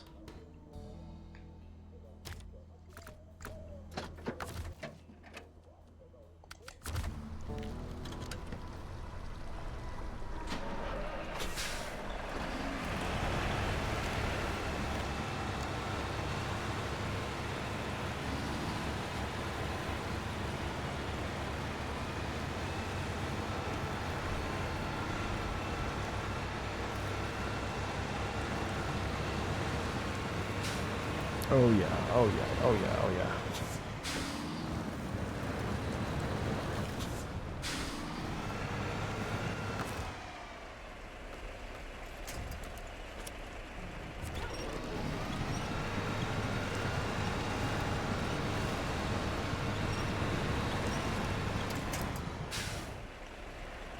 Oh, I see what's going on here.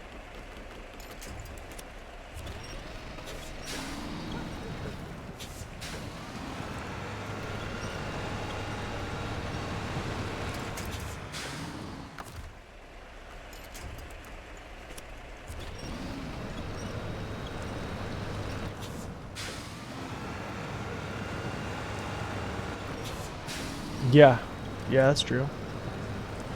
I mean, it does feel good doing more with less, that's for sure.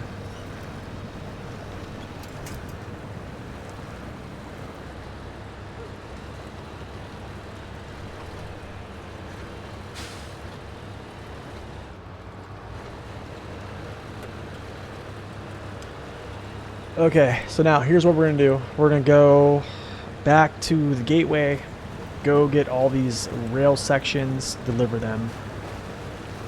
Try to do this in a timely fashion, I guess.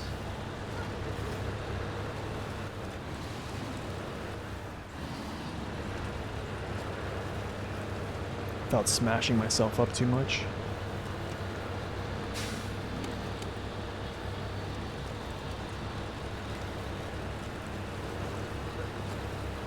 Whoa! Alright, I need to straighten myself out here.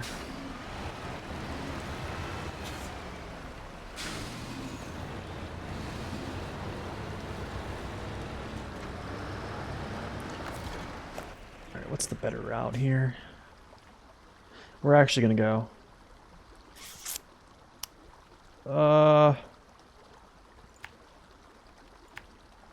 This is actually kind of sketchy, y'all. I'm not gonna lie. This is a pretty sketchy route.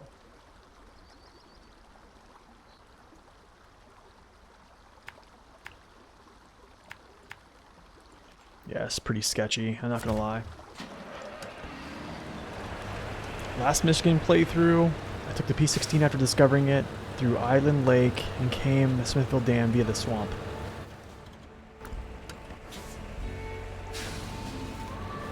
Proceeded to decimate all the truck's rescues without breaking a sweat.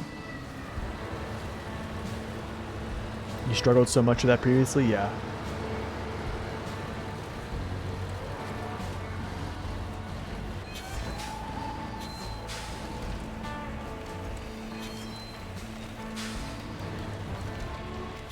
I knew it. I knew it. I knew I was gonna get stuck there. I knew I should have undercut that. Oh, I knew I should have undercut that. I should have went through here. That was so dumb.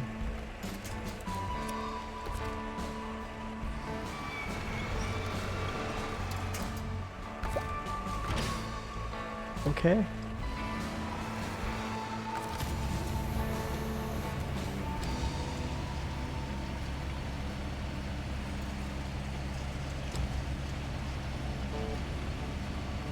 So stupid.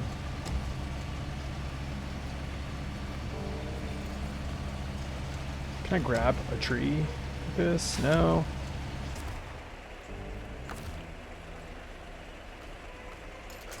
There's no, I can't grab that tree right here. I'm in the zone.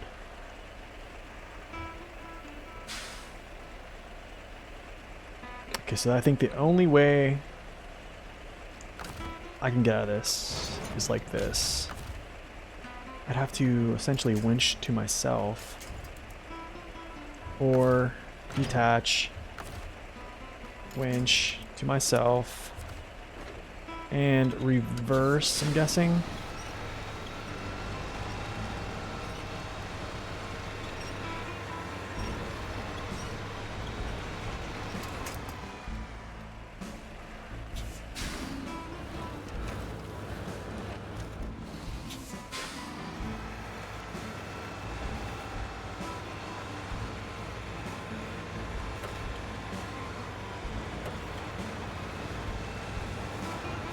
Okay, we're free.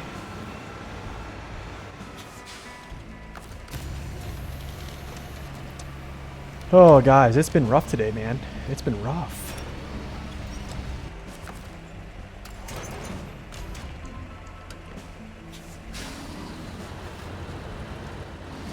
I knew this was gonna be a sketchy. I said it.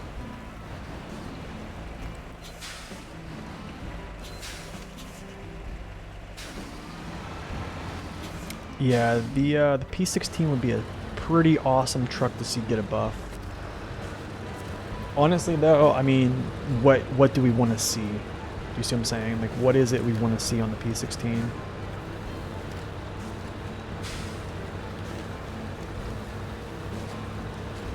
All-wheel drive would probably make it one of the better vehicles in the game. One of the better off-roaders, I would say.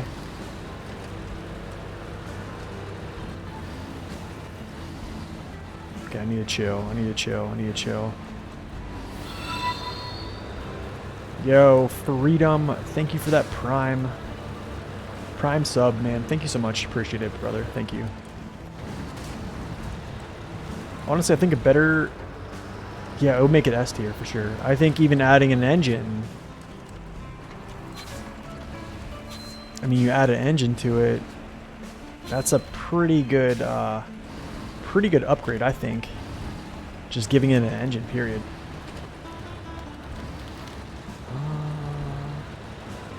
Guess we'll go this way.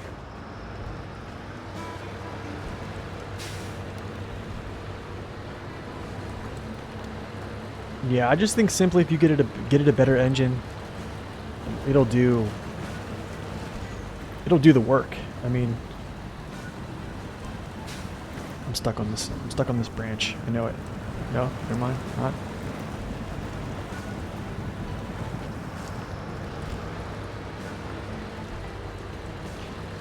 You know, the crazy thing is, I think my buddy Max Power, I call him Frank. His real name is Frank, but Max Power. Some of y'all know him. It's been a while since he's been on the channel, but I believe he put a new engine on the P16 in like a tweak, like a file tweak, and he said it was still hard to move.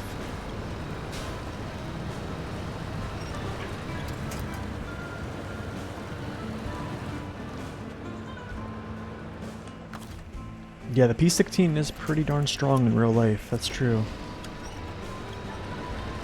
P12 could also use a new engine, I believe, too, as well. That'd be great. Hauling 60 tons of cargo? Yeah. Oh, I bet its engine was screaming. Yeah, yeah. I've seen some crazy videos with the P16, man. Didn't they discontinue that truck, though? Aren't they discontinuing those?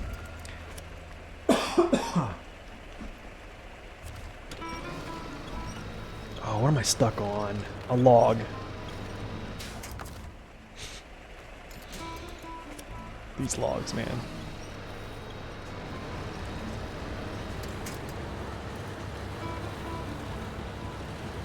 The Pacific Company no longer exists. Really? I didn't know that. I wonder what happened.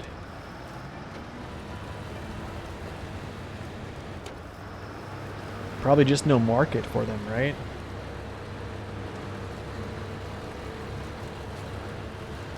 But like how though?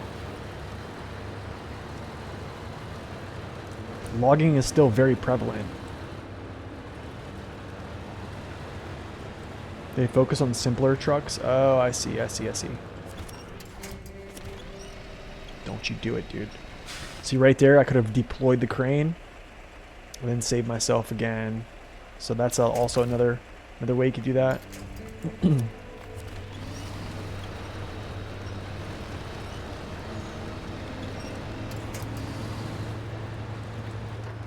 I see, okay. That makes sense.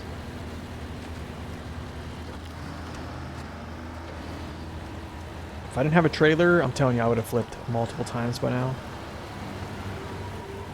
It's insane.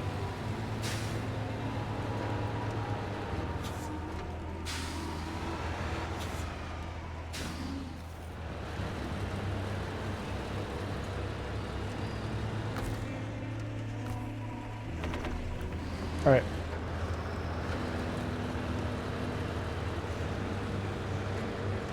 Let's get these rail sections, huh? Cat and Volvo now own. Really?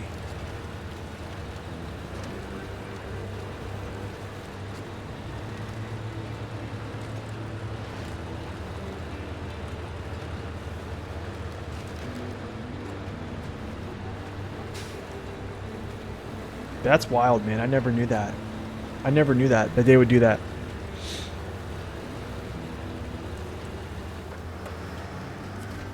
I mean, it's kind of like the reverse thing of what happened with Cat, right? Because Caterpillar, well, they didn't lose their company, but Caterpillar like tried to enter the space of like on-road trucking, right? Or, like vocational, with like the CT680 and then like the 681. I think there was like the CT660, I believe, too. And they discontinued that whole line just because it just wasn't. I think it was too much of an undertaking to crack into that that space. I actually think we need to. Yeah, we can go straight down. Yep, and then over. Yeah, we're good.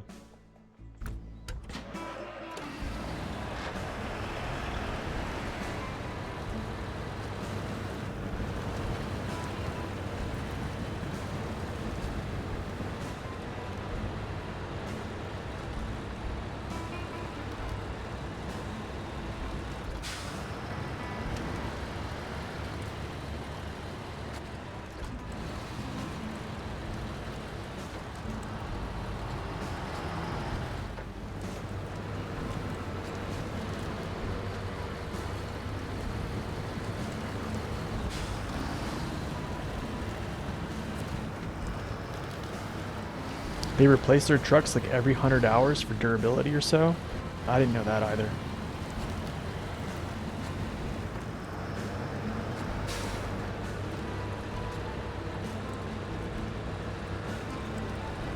You know, when I was working for that old company I worked for, I was down in Louisiana, like literally like down there, like south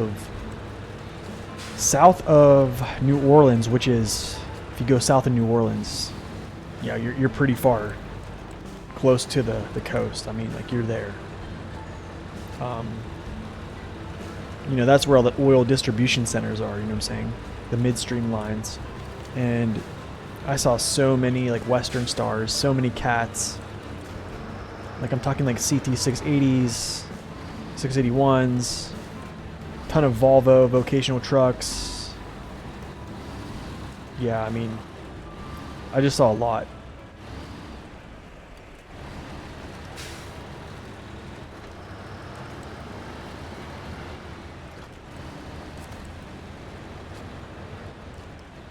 Where in the world? Dude, what is going on? Today has been crazy, y'all. Look at this.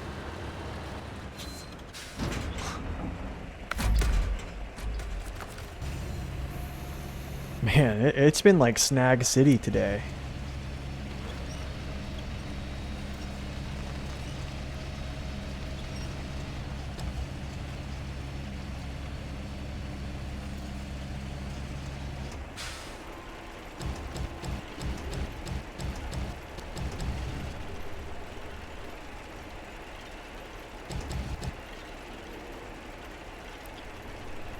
Alright, so I guess we'll just do this.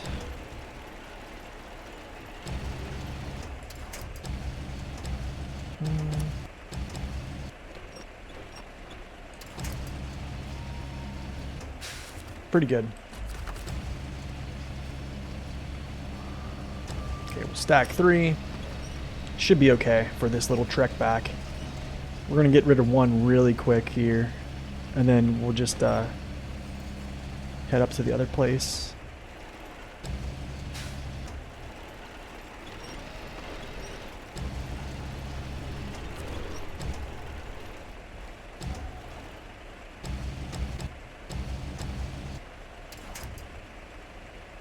Not bad. Alright, cool.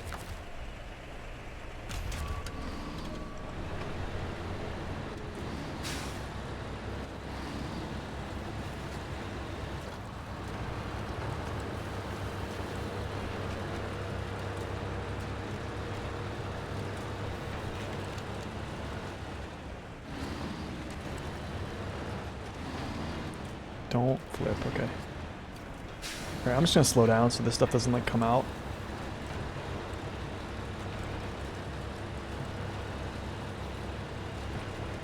Yeah, we're just gonna take it easy here. There's no reason to roll through this fast. Oh, absolutely. Absolutely. The 605 just crushes pretty much everything.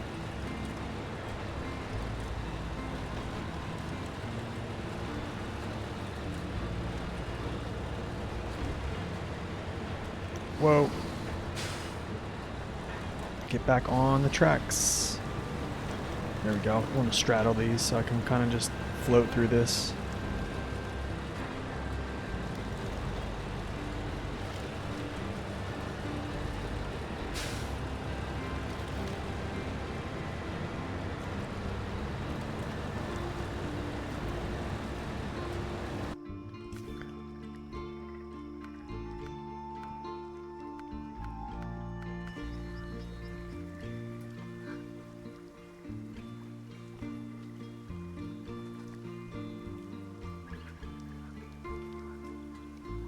The BM.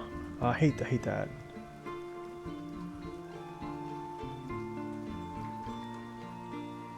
Actually, hold up. I need to go back.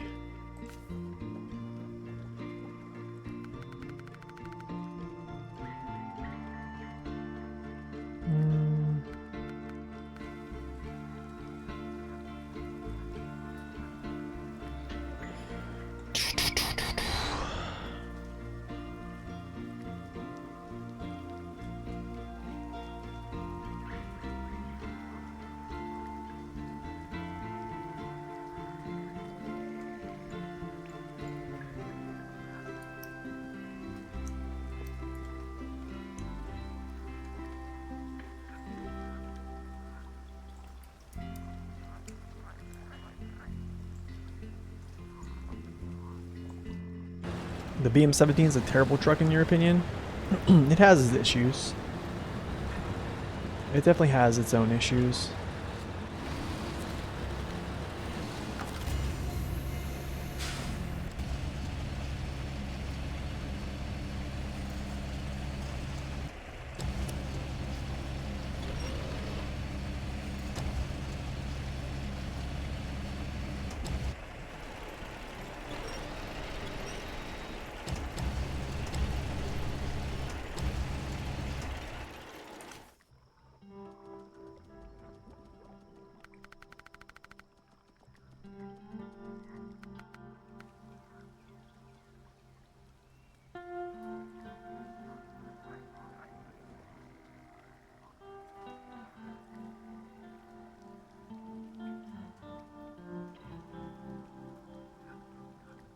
It's actually a pretty good picture right there.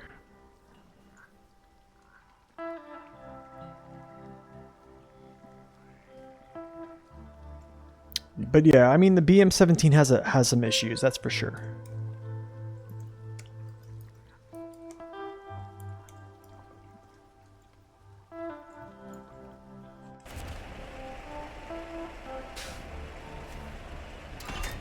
There it is. Little trick there is you don't actually have to put the cargo in the bed or on the actual site.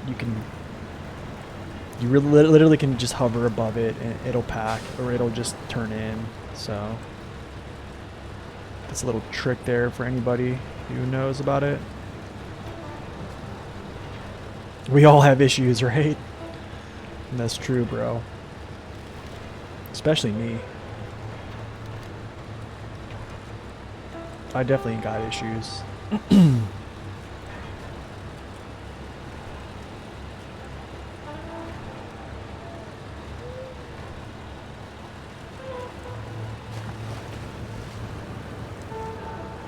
Off the rails and flash floods.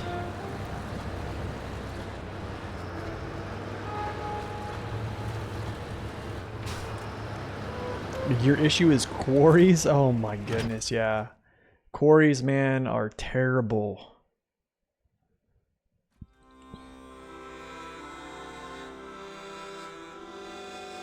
The bigger rail sections you have to bring in with the saddle high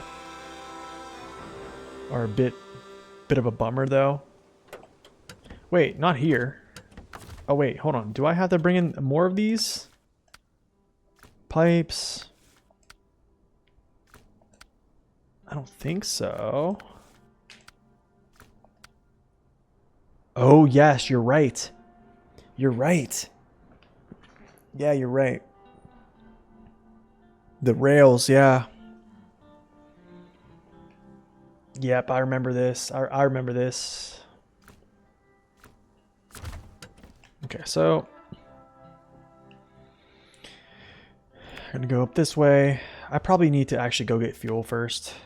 Then basically up this way. Down the path.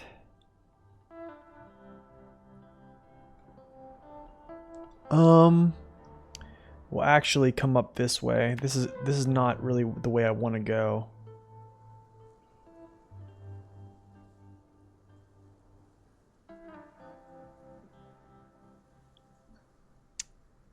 Yeah, I guess we'll just do it. Come up through here. Get through these trees. We'll figure it out. Oh, I forgot all about the bigger rail sections, yeah.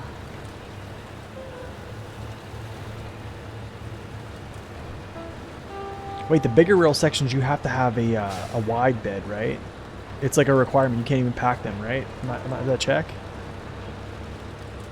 Pretty sure that's how it is. That makes sense. Yeah, that makes sense. I'll probably still grab two. I'll just have to like hold the other one or something. Alright, let's go back.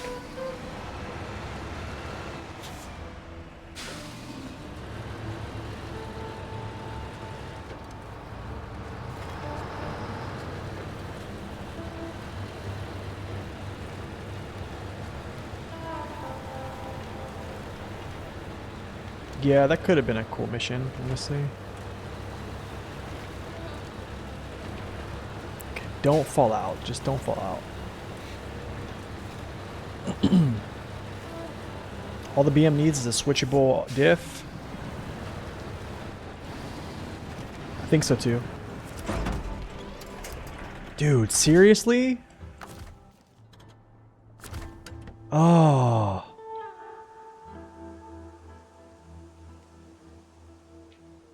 The winch broke. I started winching and then just broke.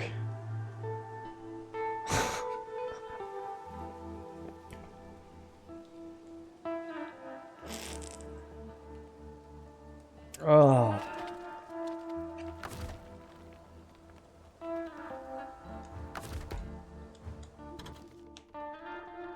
That sucks. Okay, what do I have that's close, bro?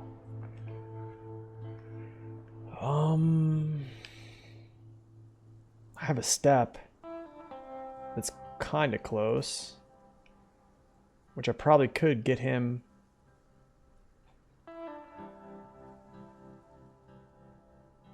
I have the F750. I'll use the F750.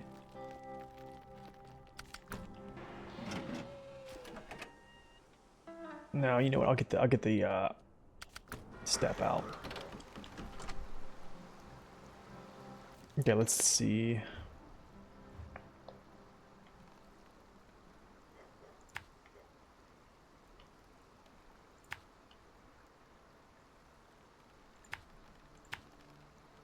Okay, I pretty much know where to go. Oh, it's terrible. It's terrible getting it back up right. But I mean, the only thing I have going for myself right now is I can just grab the trailer. So that's what we're gonna do. We'll just grab the trailer and then tip it over that way. It's kind of like on its side, but I can flip it down into that rut, which should be okay.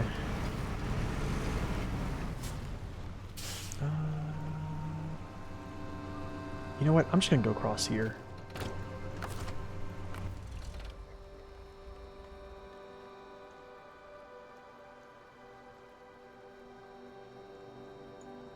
Yeah, I'm gonna go across this way.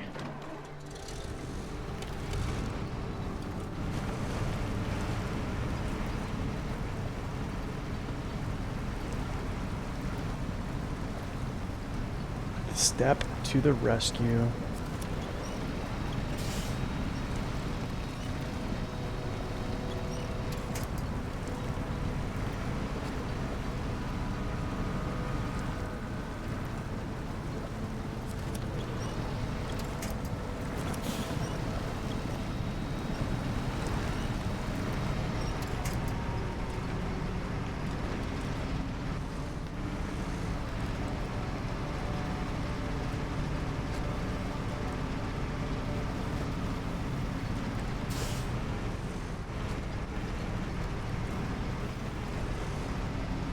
Yo, I think I need to put like a flip counter up.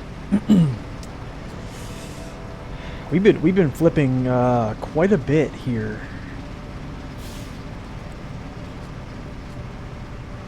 Honestly, I think I have more flips on the Dawn than I do on a Moor. I don't know if that's an exaggeration, but I'm pretty sure. I'm pretty sure I do.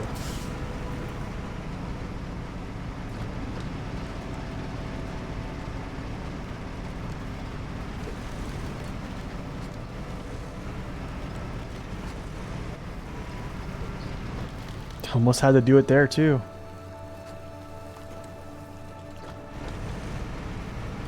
Flips per hour, right?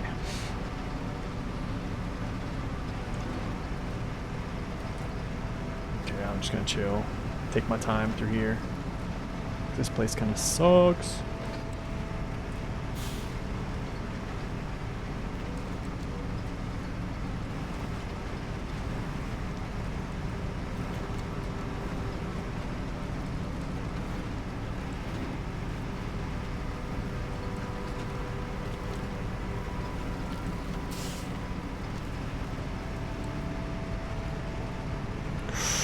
Ooh, that was close, man. That was close.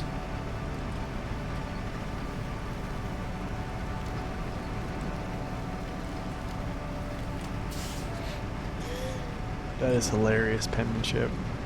They're super efficient because they don't waste fuel because they flip over. It feels that way. You can't use fuel if you're flipped over, you know what I'm saying?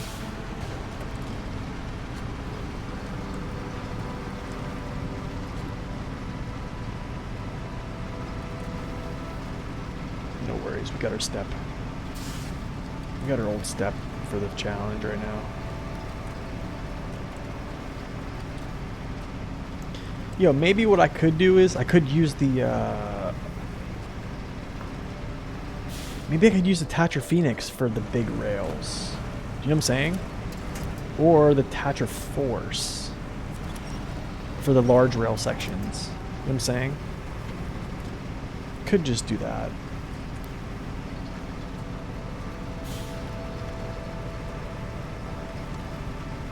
You dropped your White Western Star into the ravine in a moor to save the Sentinel. The one on Erskine River right outside the garage. That's crazy, dude. That's brave, dude. I think I just, like, stuck my crane down there and got him out. Look at this dude. Ooh, hard mode. That's even more of a challenge.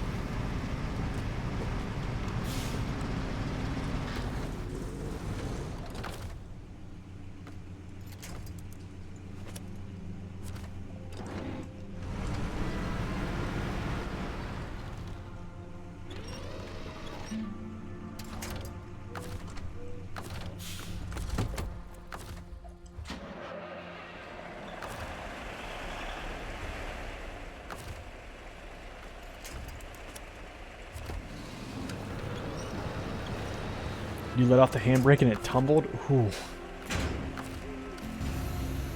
That's rough, dude.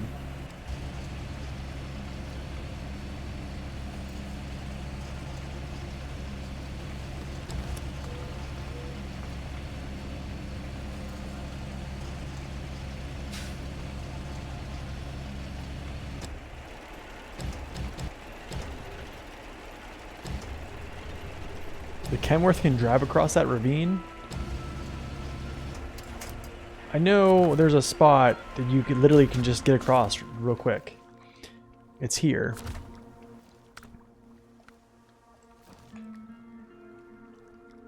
Let me orient myself here. This right here. Right here. This is the spot. There's a little bridge. You can just go across right there. But I think that truck is like up through here. Somewhere down in here. I think I might have actually came over to this spot here and then stuck my crane down and got him. Not quite sure. But yeah, this little spot I use to get across sometimes. That's crazy the Kenworth can do that.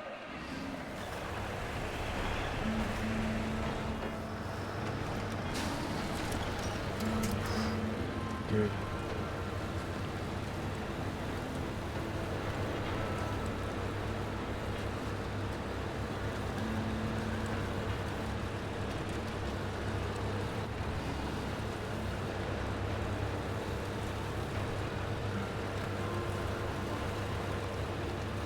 This thing is chugging fuel. Look at it. It's like, it's everywhere.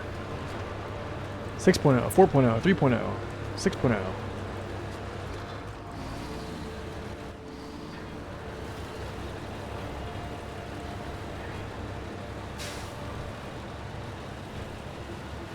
That's where you caused a catastrophe? That's funny.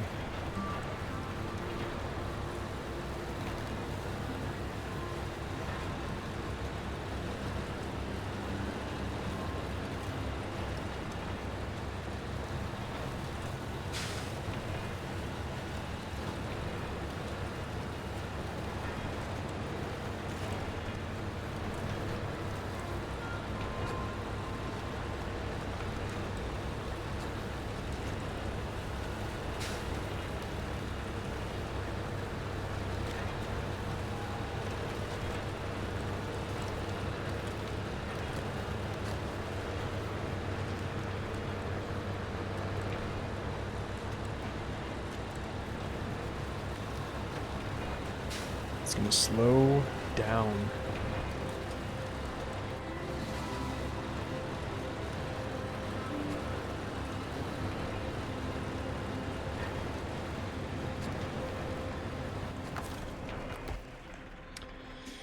Where did I say I was gonna drive? Up through here, I'm guessing. Probably make this crossing. Yeah.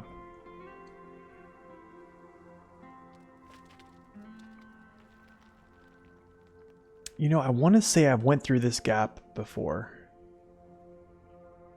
But I'm not about to try it today. Not with this truck. If I had a better truck, I probably would.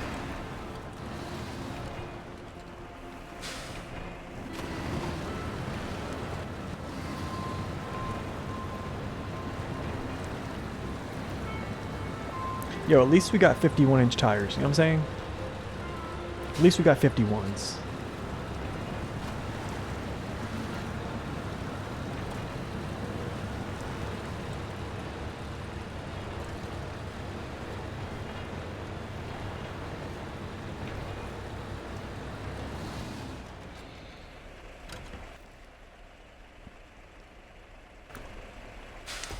We're gonna do something crazy here, I think.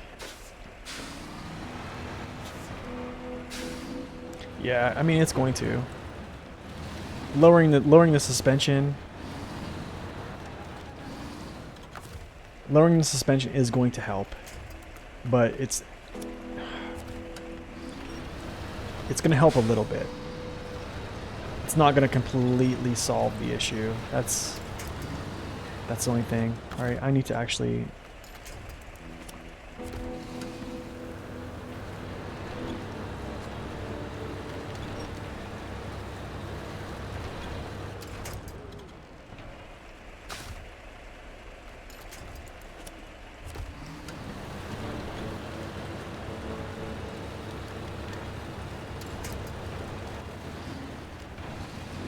Turn down into it. Turn into it again. There we go. Cool, so we skipped all that rock crap. That was a nice little skip there. Nice little skip.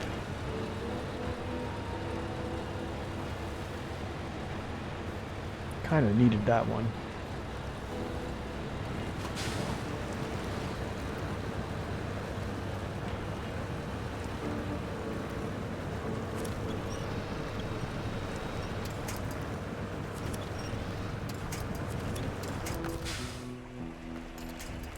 That's what I want right there. 1 second, my wife is calling me.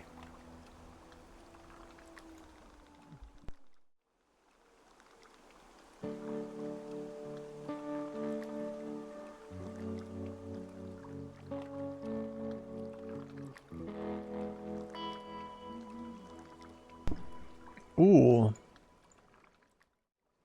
My dehumidifier just came. Our dehumidifier in our basement kind of quit running. So we had to buy a new one, which, yeah, it sucks. Spending money, right? Mastodon pink color for the Barbie movie? Yeah, right, dude. You're probably right, honestly. I wouldn't be surprised, but...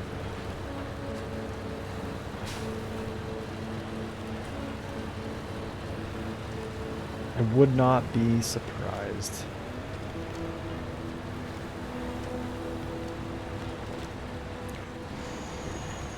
Oh man, that was close. Oh, that was close.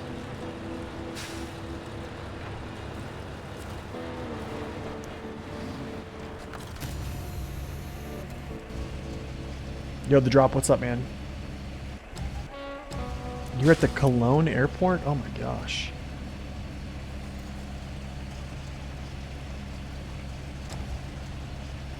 Glad you had a safe trip, man.